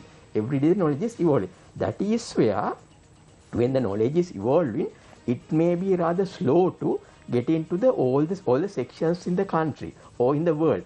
That is where, that vacuum, that is where the pseudosciences come into the vacuum. So that's why all these things about the tonics and different treatment remedies, they actually get into the vacuum. So that is where the responsibility. So again, whose responsibility is this? Now we were talking about the government. Who is government? Actually speaking, in the broader sense, government is all of us, not few individuals. That is why I actually strongly believe that all of us should be empowered. All of us should empower others also on what to do. Right. And how to prevent, what to do, so on and so forth. So there were instances, Professor Karunatilaka, that in certain instances we say how contagious the virus is, where the wife has got tested positive, whereas the husband has tested negative. What is the reason behind this? There were many instances. I can give a classic example in our office. One of our colleagues' wife was tested positive, but the husband tested negative. How can that happen? Very good question, Samir. One thing that we notice nowadays with our SLMA 247, which have basically catered for 70,000 patients, now we notice that the spread is happening very fast. Like the spread is happening within the household, and sometimes it can happen within several rounds. First round, maybe the children getting the disease, bring the disease. Next round, others get in. And it goes on. It might happen within several rounds. It happens very fast. So what we actually notice is it's almost invariably everyone within the household gets infected. Something like that. Even if you are careful, still it can happen. But the good news is, if you are fully vaccinated and if you don't have comorbid conditions, and also if you have taken the necessary precautions like having a good rest as soon as you get the symptoms, your prognosis is very good. So, spreading fast. The answer to your question is possible. Actually, it's very possible because there's something called sensitivity in the testing. So, if you take antigen, the sensitivity is comparably low compared to PCR. But in a condition like that, in a condition like this, where the disease is spreading so fast, then even antigen would yield a positive result if you are actually positive. But having said that, there are certain instances, depending on maybe the technique that you are taking, or depending on the pace of the disease that the patient is in, it may be negative. That is very possible because it all depends on the viral load in the sample that you are taking. Right. So, getting back to what Professor Karunathilake spoke about, doing a rapid antigen test, Dr. Hamdani. We spoke about this earlier as well, but I'm going to repose this question to you once again because I did not get a clear answer. Why aren't we letting private sector pharmacies to bring down rapid antigen test kits so it's freely available to any member of the public? If they want to test it, go out there. They don't have to go to Campbell Park between 9 a.m. and 2 p.m. But they can just go to the pharmacy, purchase it over a counter at 2,000 rupees and do the antigen at home by themselves because it's very, very simple. Why isn't it available? Is it because of the dollar crisis in Sri Lanka that the government doesn't want to allow individuals to bring down rapid antigen tests? I am much obliged to answer always, Shamir. Yeah. Thank you very much for posing that question over again. Yeah. And letting me know that I have not answered it properly. I think I have taken that answer very correctly and very prudently, which I was telling you from the beginning. Yeah. So these antigen kits has to be, certified. It's not like simply that you go buy an antigen kit and come and test yourself, because it has to be certified through the NMRA, National Medicinal Regulatory Authority here in Sri Lanka, and has to be proven that it gives results.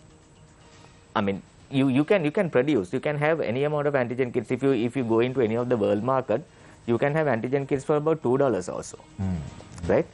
Whereas the standard price goes as $5, but you can get it for $2, and you can bring it over some different mechanisms. But what is the assurance you have?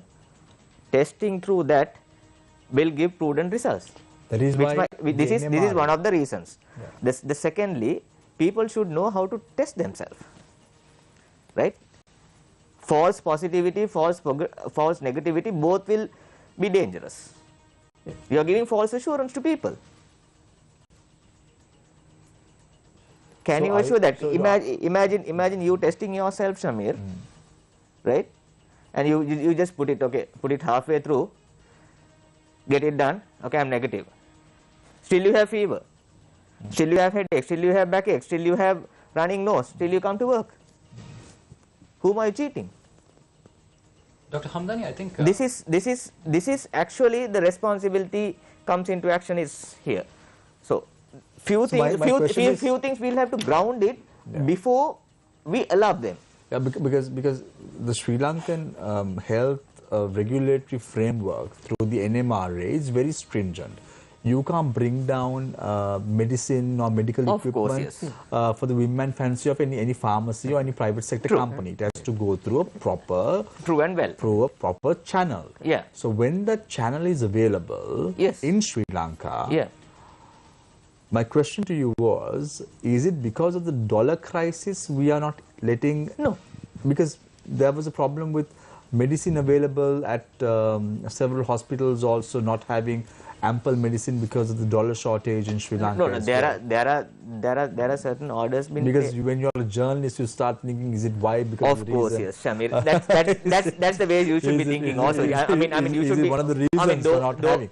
Exactly. Though this is predominantly a health problem. Because let me speak it out, Shamir, on a proper basis. So there are few reasons.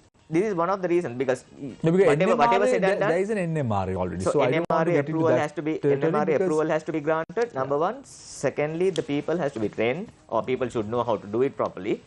Right? That is why awareness is important. And then it can be made widely available. So these are in the discussion. So how to evolve these things? Because now what you are telling is also very correct. On a basis, okay, fine. You'll have to go into some different places, wasting your time over there to get yourself tested. No, on the way you might infect someone else. Why might tell us like you can have it at home and test yourself and say that you are negative or positive and you can continue your day-to-day activities. True. It's in the process of discussion to come in future, where we will look into that as well. So it is in the process of it. But within the meantime, so we are in the process of giving the public the maximum benefit, because we are a nation which is serving free Professor Hamdani, if I may interrupt you for a second. Of course. I want to pick Dr. Rajiva's brain on this, because Dr. Rajiva is also part of the MRI of Sri Lanka as well, though despite the fact that you're not sitting here today in that capacity. Do you buy Dr. Hamdani's argument about people not being able to test by themselves in a situation of this sort?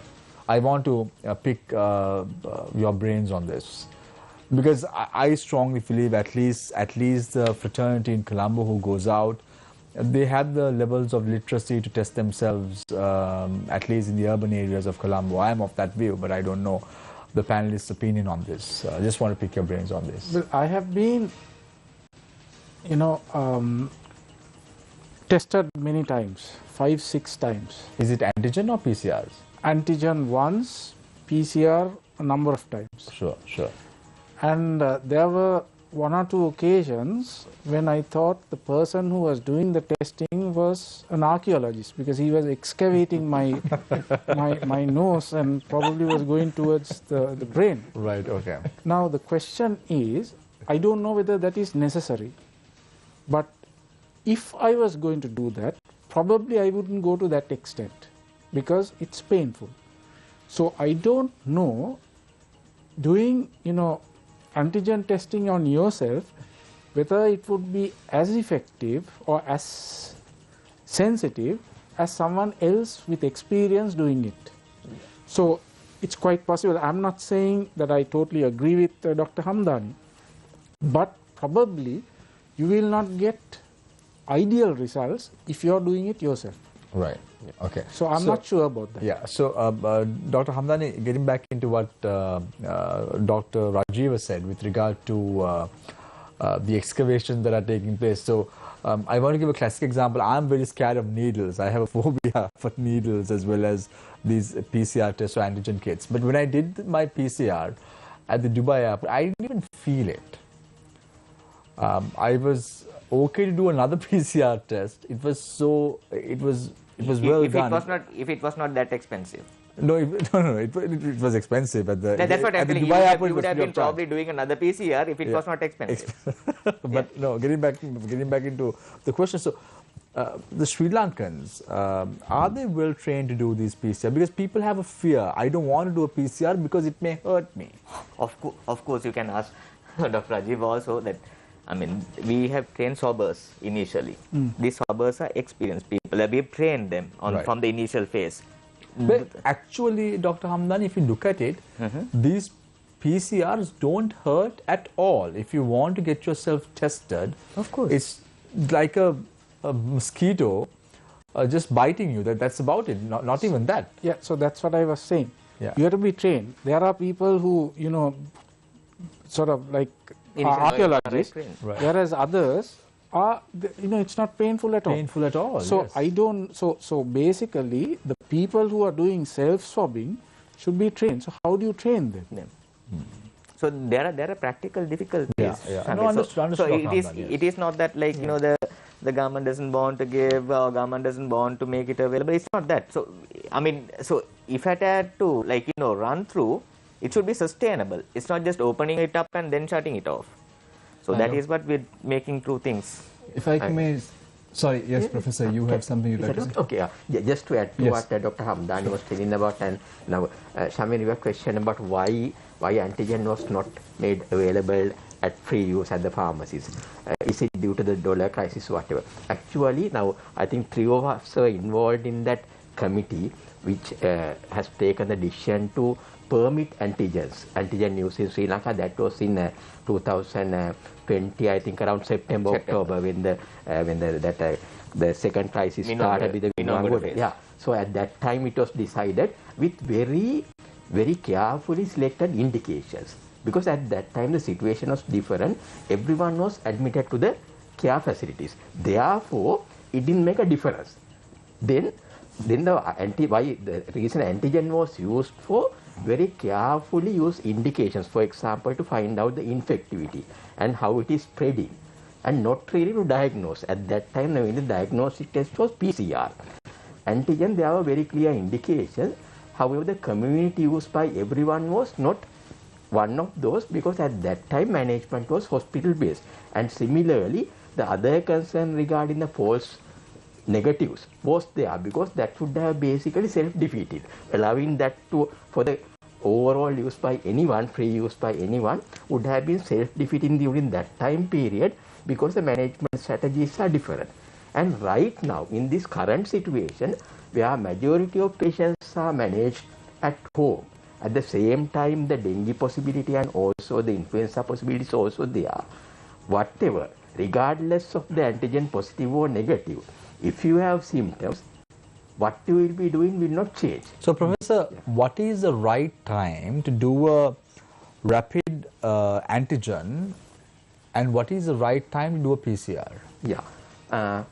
Currently, I mean, most of the patients would go for antigen. No? So, if you have symptoms, for example, if you have a higher likelihood, if you have a higher likelihood of getting it positive, if you have the disease, when you have the symptoms, for example, if you have the sore throat.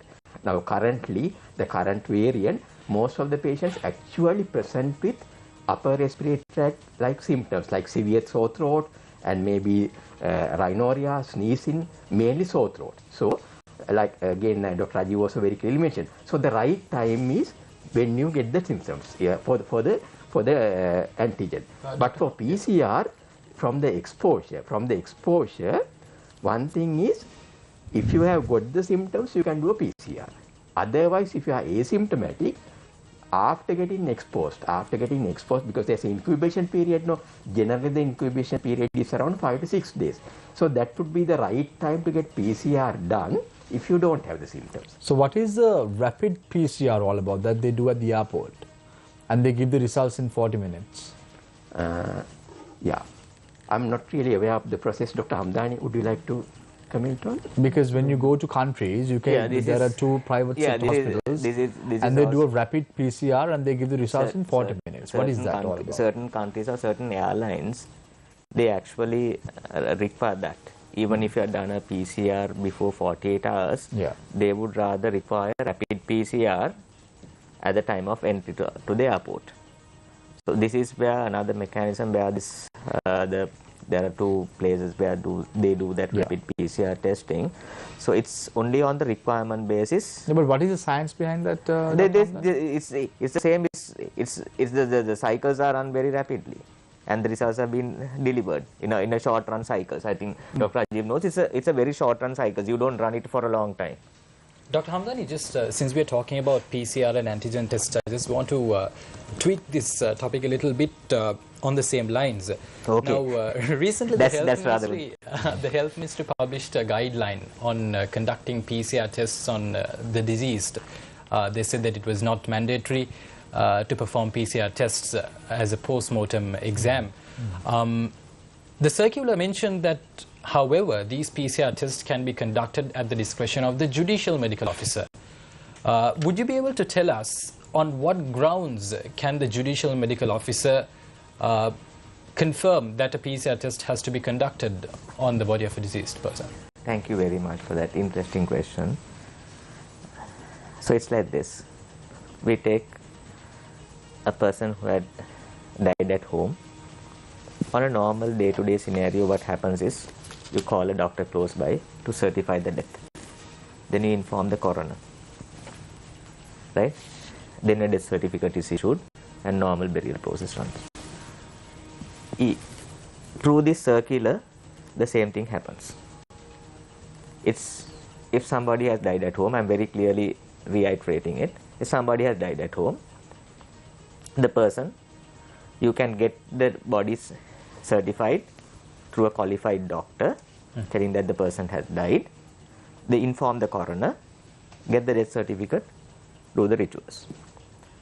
So, if a person who has died in the hospital, the clinician who's treating can give the DC or the death certificate rather, and can get the body released. Now, where this discretion of the judicial medical officer comes is, if there is any suspect, if there is any sort of fishy involvement within the death, that can be a suicide, homicide, or that can be a road traffic accident, that can be a hit, right? Or even after a road traffic accident, you get admitted to the hospital, then you get yourself tested, you are COVID positive, fine, or you're not COVID positive even, fine, then those discretions are within the liability of the judicial medical officer. Apart from that, on a normal day-to-day death, it's on the normal process. Dr. Hamdan, Otherwise, as you very correctly said, one might question, okay, if you say the discretion of the JMO, again the same thing. On what grounds is the decision being made? No, again the same thing. Anyway, you have to take the body to the JMO office, so even now it is happening. So, Dr. Hamdani, you being a Muslim also, with regard to the burial issue, has that matter been now sorted out? Because now things have been evolving across the board over the last few years. Does Muslims still have to go to a particular location to bury their loved ones? let me come back to this. I first stand as a Sri Lankan, so my faith and beliefs are Islamic. Of course, yeah. So still, as of now, still the site of burial for national COVID-19 burial site is Uddamavadi. So as of now, is there discussions to change that in the future? Discussions are in the process. Okay. And scientific committee has met, and we see involvement of different, people coming out with good suggestions. Dr. Hamdani, when you say discussions, do you mean that discussions are underway to permit the burials of COVID-19 deceased? So still it's in the process of discussion. So when it's in the process of discussions, you cannot say where it heads. It's in the process of discussion. Can you provide us just an insight into what the situation Hopefully is? these are all evolving situations, no? Yeah, what is the so situation these are all at the evolving burial ground situations. So with evolving situations, we've come across so much of improvements. So hopefully things will fall in track. As a Sri Lankan, as you mentioned before, Dr. Hamdan, do you think that the matter has to be resolved immediately to make sure at least one sect of the minority population in Sri Lanka should not be sidelined owing to COVID-19? I think it was never sidelined on the basis because it was an evolving issue where the scientific committee sat and decided on bases and which provided guidelines on the move. But since it is daily changing, evolving kind of, even science is evolving on this. So we've looked into that matter, and hopefully the discussions will fall in track. Dr. Hamdani, just before we move to another aspect of the discussion, let me just ask you this. Now, in December last year, you spoke to us, and at that time, we were told that currently the bodies are buried at the Majma Nagar burial ground. Uddamavadi Sudupattina Sena. Yes, and we are told, you told us that it can basically have about 4,000 deceased people can be buried there. Yeah. And at that time, we had in excess of 3,200 people already buried in that particular location. What is the situation at the moment? 3,557. Okay. And you also said that discussions are underway to identify alternate lands in other provinces. Exactly. So we've suggested them. They've sent 2 or 3 suggestions. One from the Kenya district and the other one is from the Putlam district. So that's what I was telling. So discussions have been taken place considering all these factors. So Dr. Hamdani, has there been any case in Sri Lanka at the moment that individuals have not declared that they have COVID-19 when they die, not the loved ones at least, because of this matter that is prevalent at the moment? So no, I don't think so. Because now see, as of now the rule stands is till this recent circular was released, every death has to be tested through a PCR, right? But not anymore. No, not anymore. Yeah. It was there till this circular was released. Yeah. No, but I'm asking you during these few days. During these few days? No, during these few days, if it is not tested, you don't know it's positive or anything. Yeah, so they will just go and bury wherever they want. So, because there is a certified, qualified doctor who is giving the death certificate telling that this person had some disease or not. So Muslims don't do a post-mortem. You are aware of that, Dr. Hamdani, but I don't know whether you are aware that Muslims usually don't do a post-mortem when they... Until unless it's mandatory. Excuse me? Until unless it's mandatory. Yeah. If it is a road traffic accident, it doesn't. In a situation like that, how do we manage this problem? So there won't be any issue with that.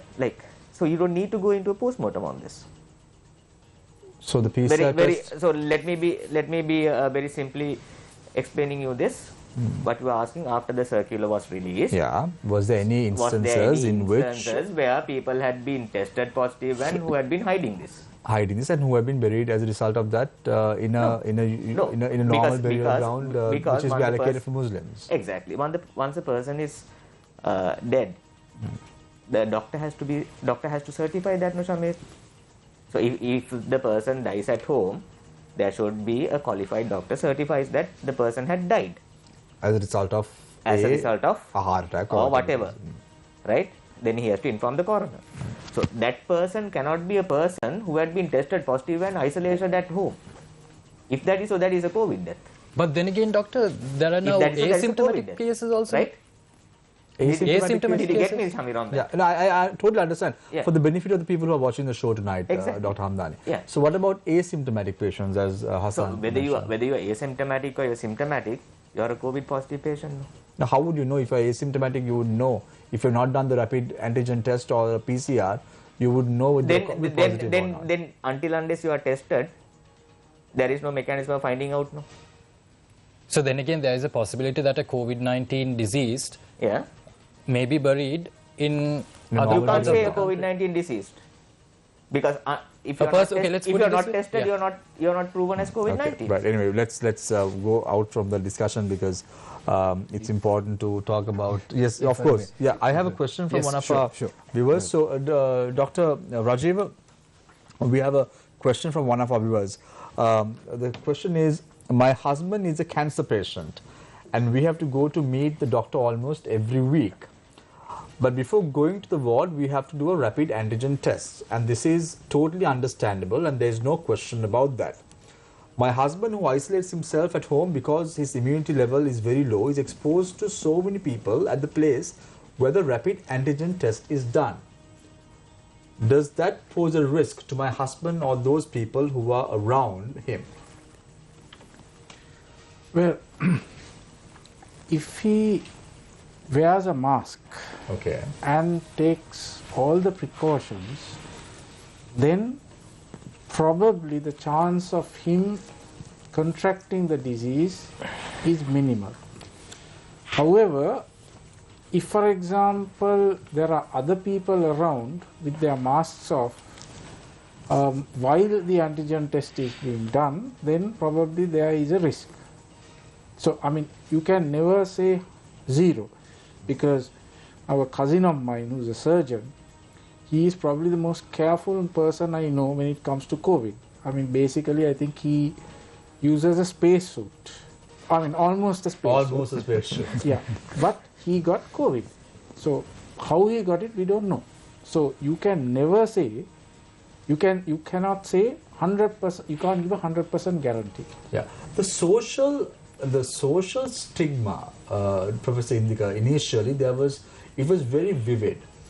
People who have been infected with COVID-19 were sidelined as a social stigma. Is that situation still prevalent as we speak in the rural areas? I'm sure it's not in the urban areas of Sri Lanka, but at least in the rural areas of Sri Lanka, where you sideline a person completely just because he or she has tested positive for COVID, or have we moved out of that notion now? I mean, we don't have any kind of research evidence or data on that. I mean, if we are speaking about based on the information that we get, or maybe based on course that we get from the patient, my guess is that we are moving out of that notion, because it is becoming more and more common. Almost everyone has got COVID. It's something like that, the current situation. Right. And also the previous, it was very much linked with the compulsory admission and quarantine during that time period. I suppose, again, I'm not criticizing that decision, because at that time period it was a needed decision. But right now it's not needed. So now the situations have changed. It has become more patient friendly. Even the isolation period or the quarantine period, it has been more relaxed. There was a time, Professor Indika, when someone was tested positive with COVID, that a doctor would call the person who has been tested positive consult about his not only his physical well-being, but Yes. also the mental well-being of the person as well, to make sure that the person was okay. This was very aggressively practiced in Sri Lanka for a prolonged period of time. With the new regulations coming into play, where it's only been restricted to 7 days, does such a mechanism still exist?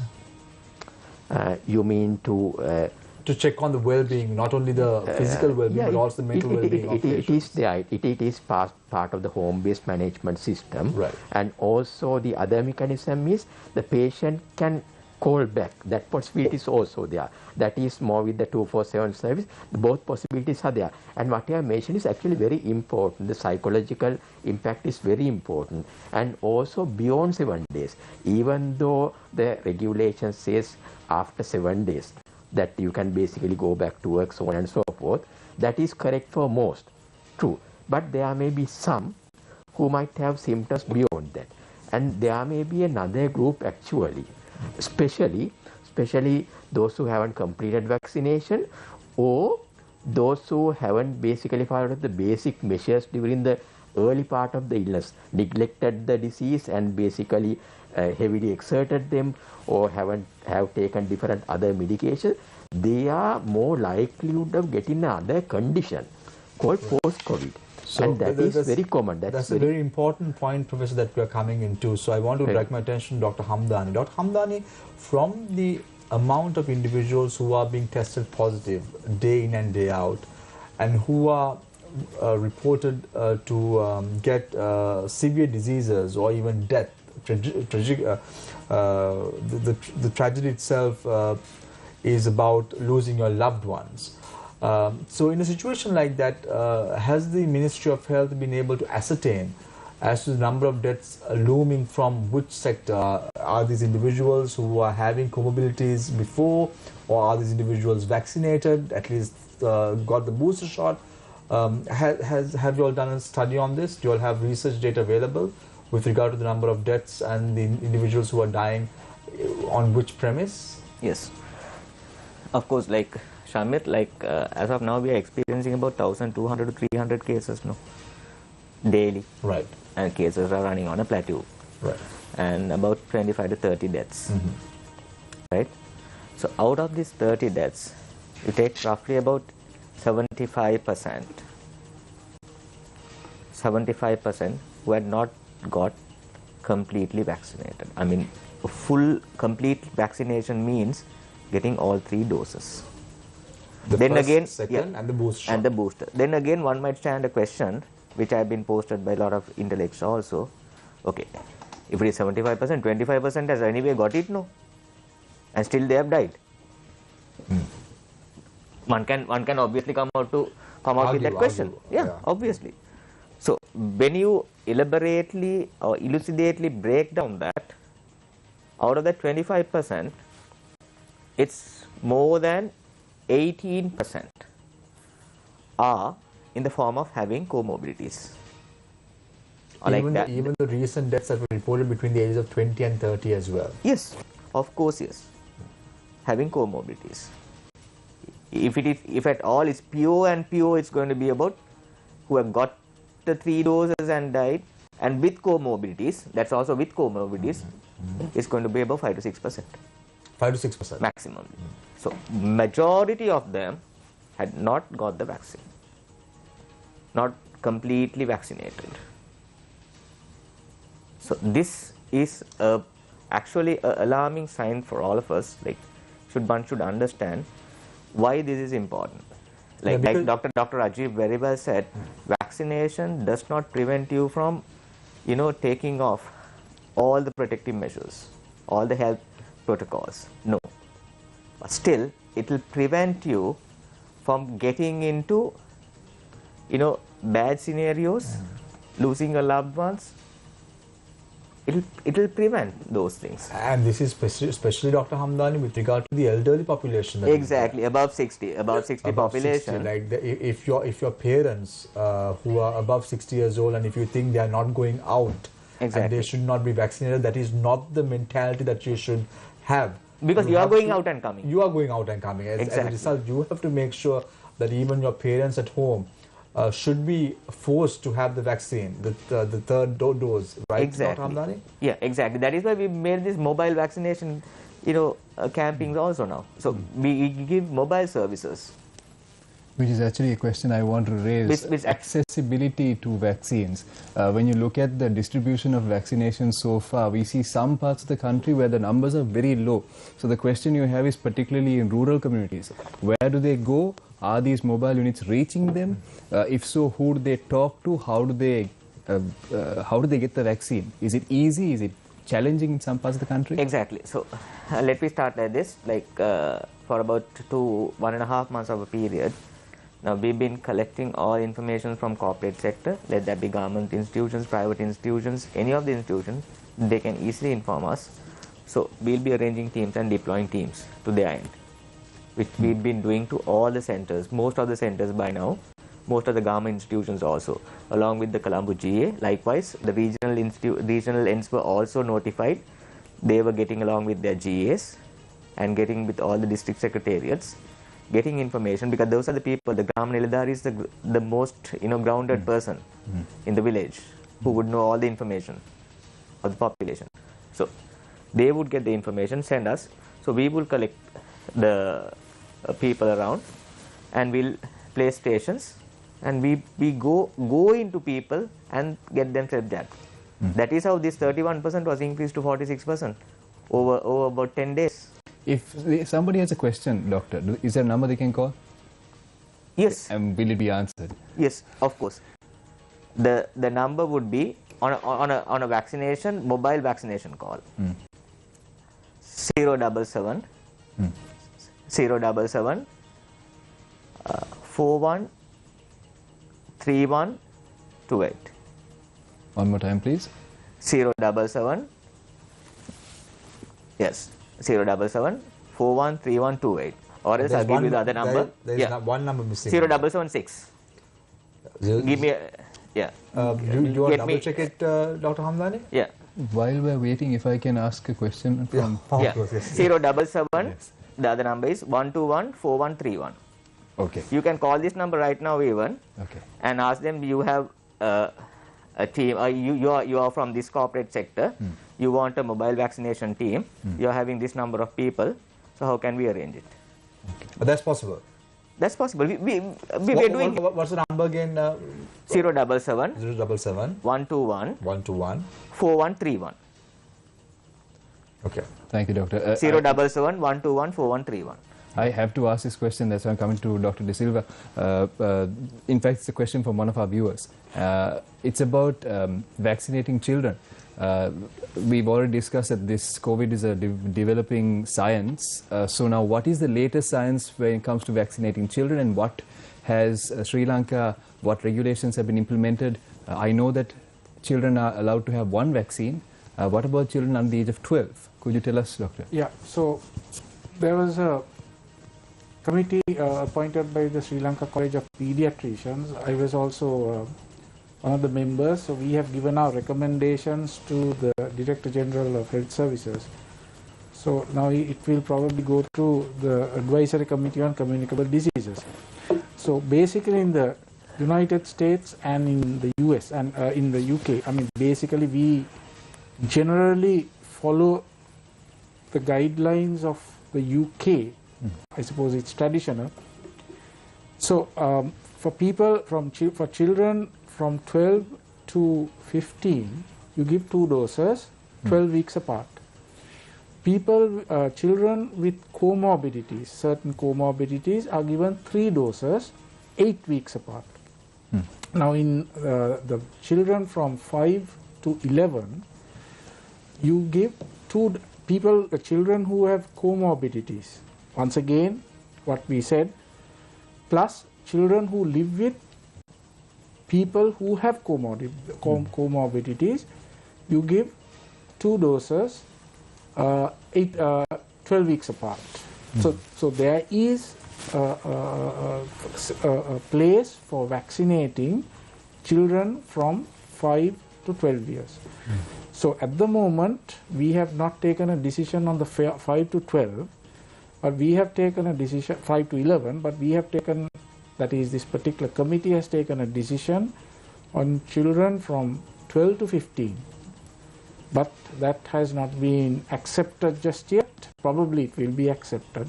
So I can't tell you what we said at the moment, but basically I think there will be some changes. So Dr. Hamdani, is there any discussions afloat right now with regard to giving children between the ages of 5 and 11? Because This is most exactly often what than not, Dr. Rajiv. they bring the vaccination. Sorry, they bring the virus to the home as well, because now schools are open.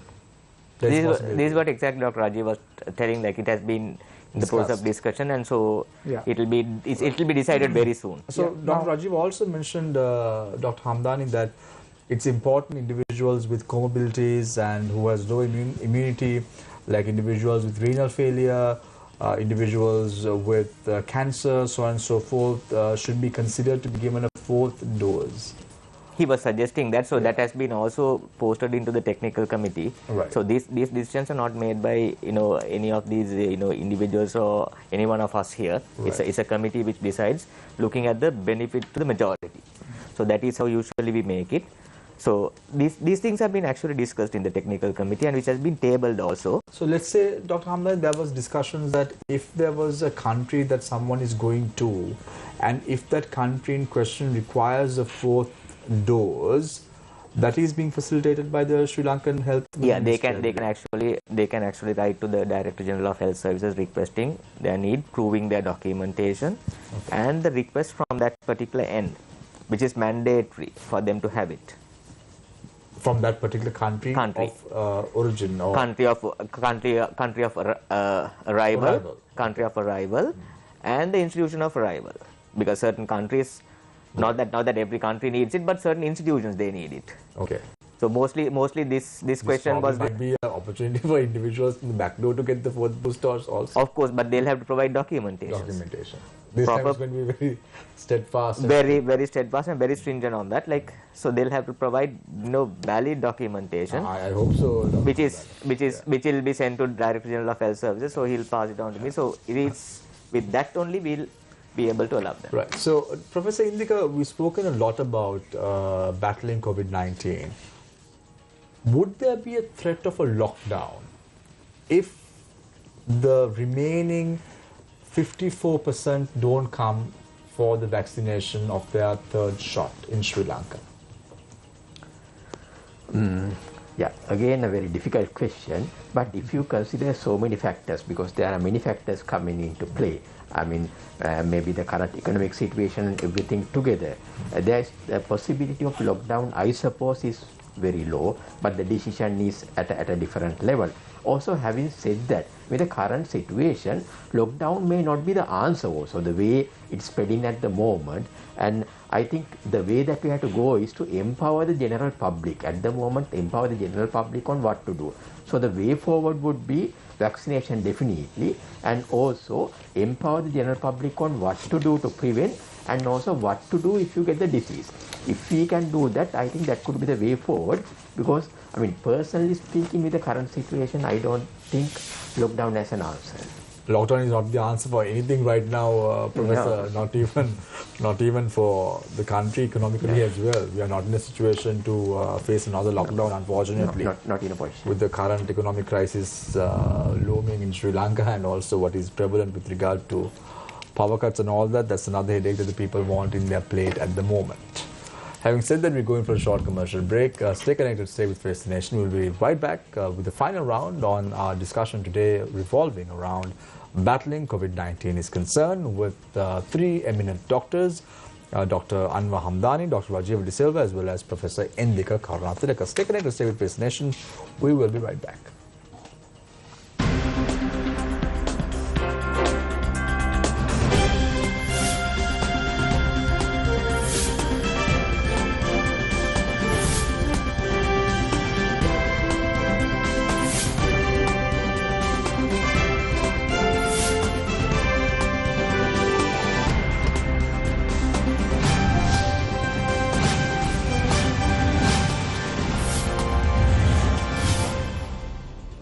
COVID-19 සඳහා ආරක්ෂිත පියවර. ජනයා වැඩි වශයෙන් සිටින ස්ථානයන්හි ගැවසීම මගහරින්න. රෝගය ආසාදිත පුද්ගලයන් හමුවීමට නොයන්න. මුහුණ, මුඛය, නාසය සහ ඇස් ඇල්ලීමෙන් වළකින්න. අනවශ්‍ය ගමන් බිමන් යෑමෙන් වළකින්න. මුඛාවරණය ඉදිරිපස ඇල්ලීමෙන් වළකින්න.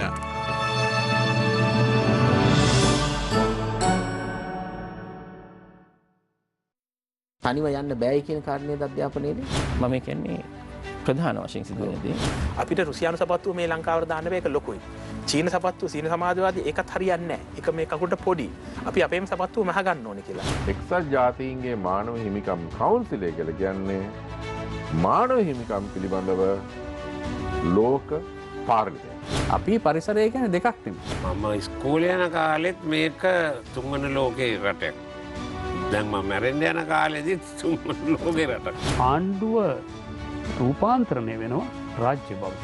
එත දෙකේ එත පහේදී තමයි මේ වතු ඔක්කොම නැෂනලයිස් කරේ. එහෙමයි ධර්මශ්‍රී, රට ගැන විතරක් නෙමෙයි මම ගැනත් මම බය වෙලා ඉන්නේ. අපනයන කවුද කරන්නේ? කවුද විශ්වවිද්‍යාලයට ගියේ? කවුද අපේ ව්‍යාපාර කරන්නේ? විශ්වවිද්‍යාලයට ගියේ?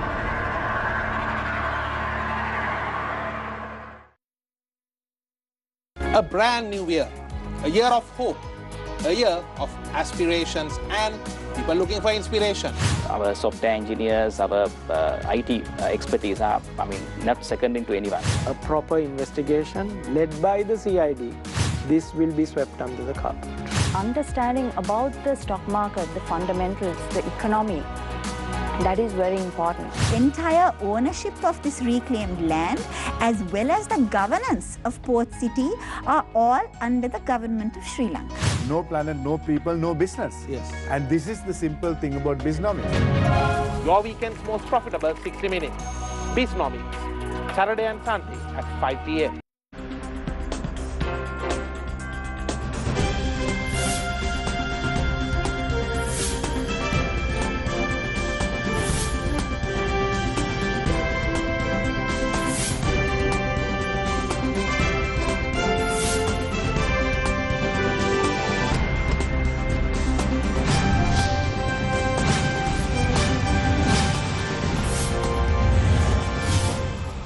Welcome back. This is Face the Nation. We start off the final round with Professor Indika Karunatilaka, Secretary General of the Asia Pacific Academic Consortium for Public Health and also former President of the Sri Lanka Medical Association. The time starts now. What is the way forward for Sri Lanka? Yes, I would like to give a simple message. Yeah, it's very clear that we have to take the booster. We have to reach the target. And secondly, we have to empower the general public on what to do. Again, I would like to give simple advices. If you have symptoms that are suggestive of COVID, please get tested if possible. Please get medical advice. Please have a good rest. That could be life-saving. Have a good rest. Have good hydration. At least 1.5 to 2 liters of fluid. And if you have symptoms like sore throat, simple things like salt water gargling and maybe warm sips of fluids would help. If you have fever, you can get paracetamol. Nowadays, children get high fever. Again, generally nothing to alarm. If you manage well, within 48 hours, generally most of them are fine. And if you have other symptoms, again you can go for symptomatic management.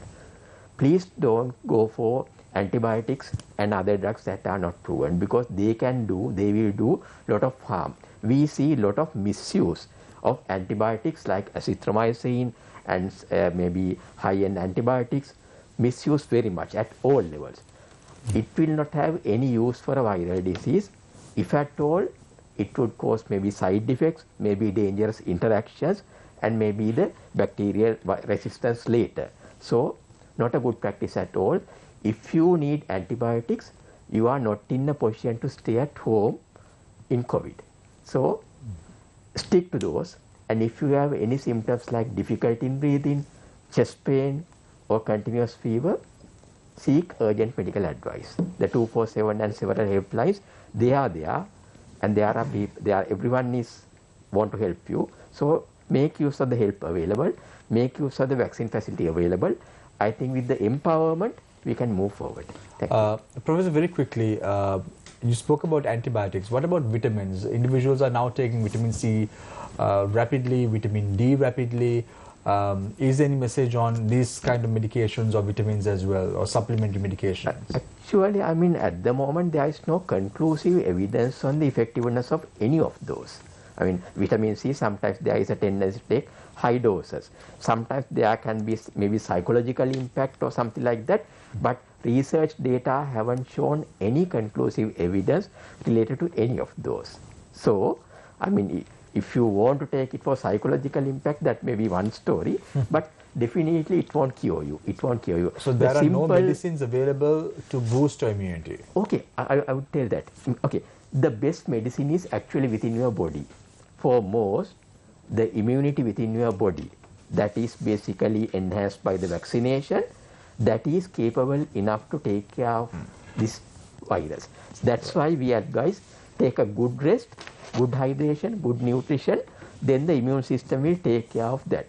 And don't upset the immune system by taking drugs like steroids, which should basically reduce the immunity. So allow your body to heal and just facilitate. Thank you very much. And if you have risk factors, be alert, then seek medical attention immediately. Thank you very much, Professor Indika Karunathilaka. We now move our attention to Dr. Anwar Hamdani, Chief Coordinator of COVID-19 at the Ministry of Health, Director of Medical Technology Services. The time starts now. Yeah, thank you, Shamir. Like as Professor Indika very well mentioned, like you were actually asking about the fourth dose.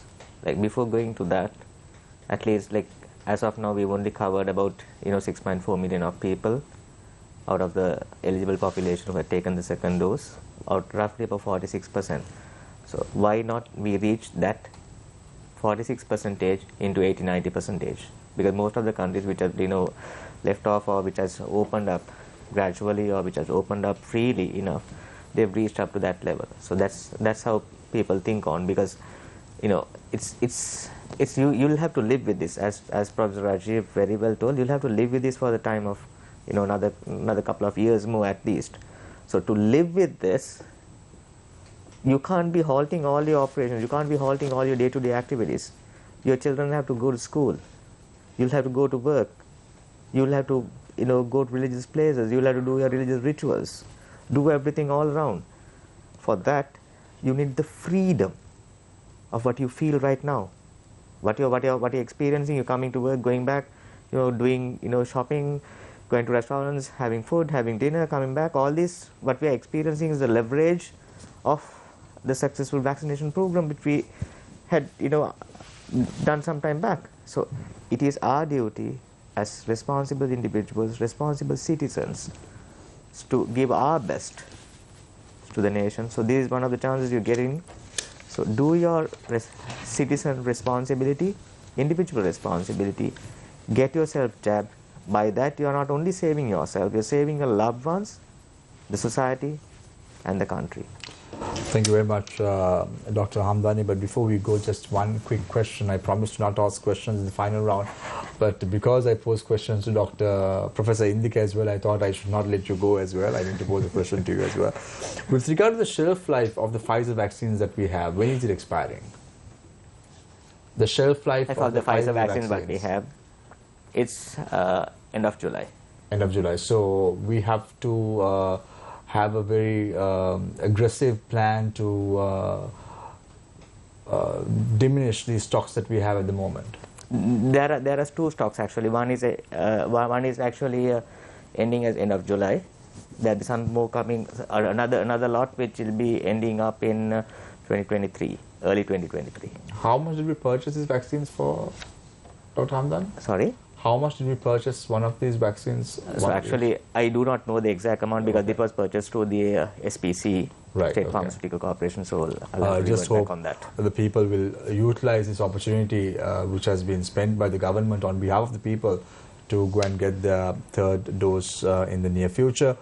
Our advice to you is also, just as the medical professionals mentioned, go out there, everything is available, get yourself vaccinated. We end the show tonight, last but not all the least, with Dr. Rajiv De Silva, spokesperson of the Association of Medical Specialists. Thank you. Now, COVID is going to stay for some time. That's number one.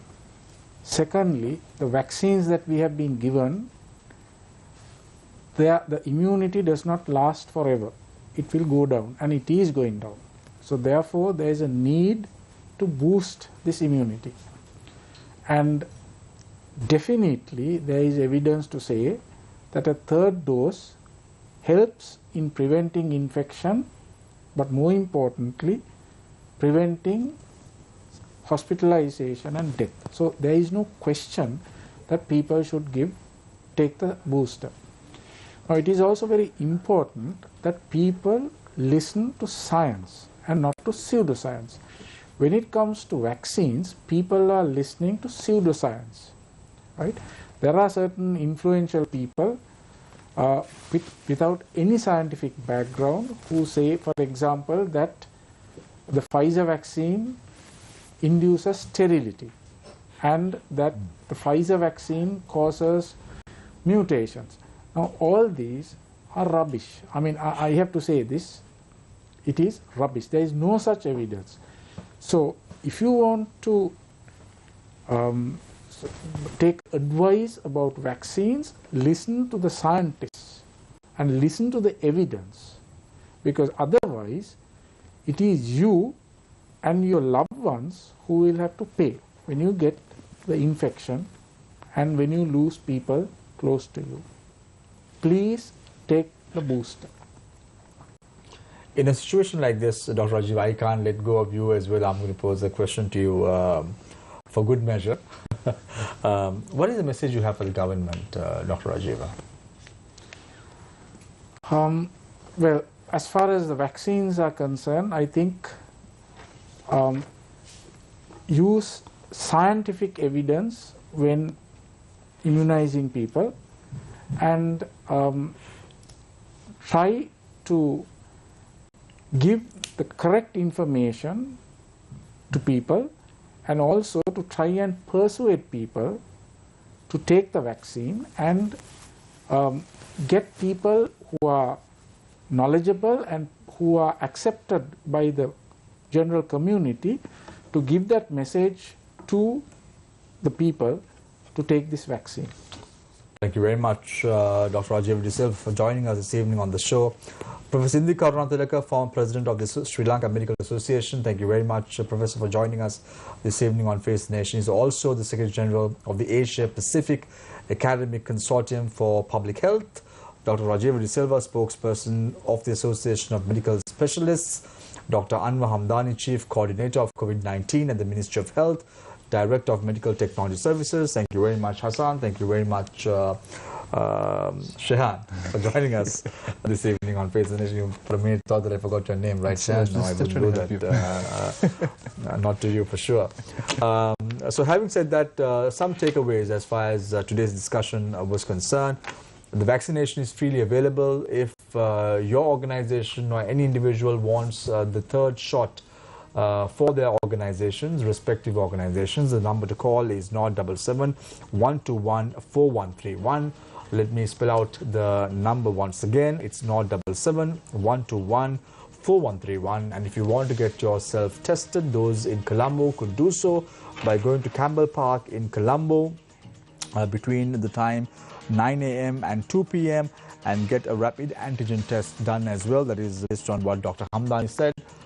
So you can always go out there, get yourself tested. The better is to get the vaccination on your lap. So having said that, please be safe, maintain social distancing, wear the mask, wash your hands as much as possible, and ensure that you remain not only just a citizen, but a responsible citizen. Having said that, I leave you tonight with a quote, as I always do. Good health is not something we can buy. However, it can be an extremely valuable savings account. Take care and good night.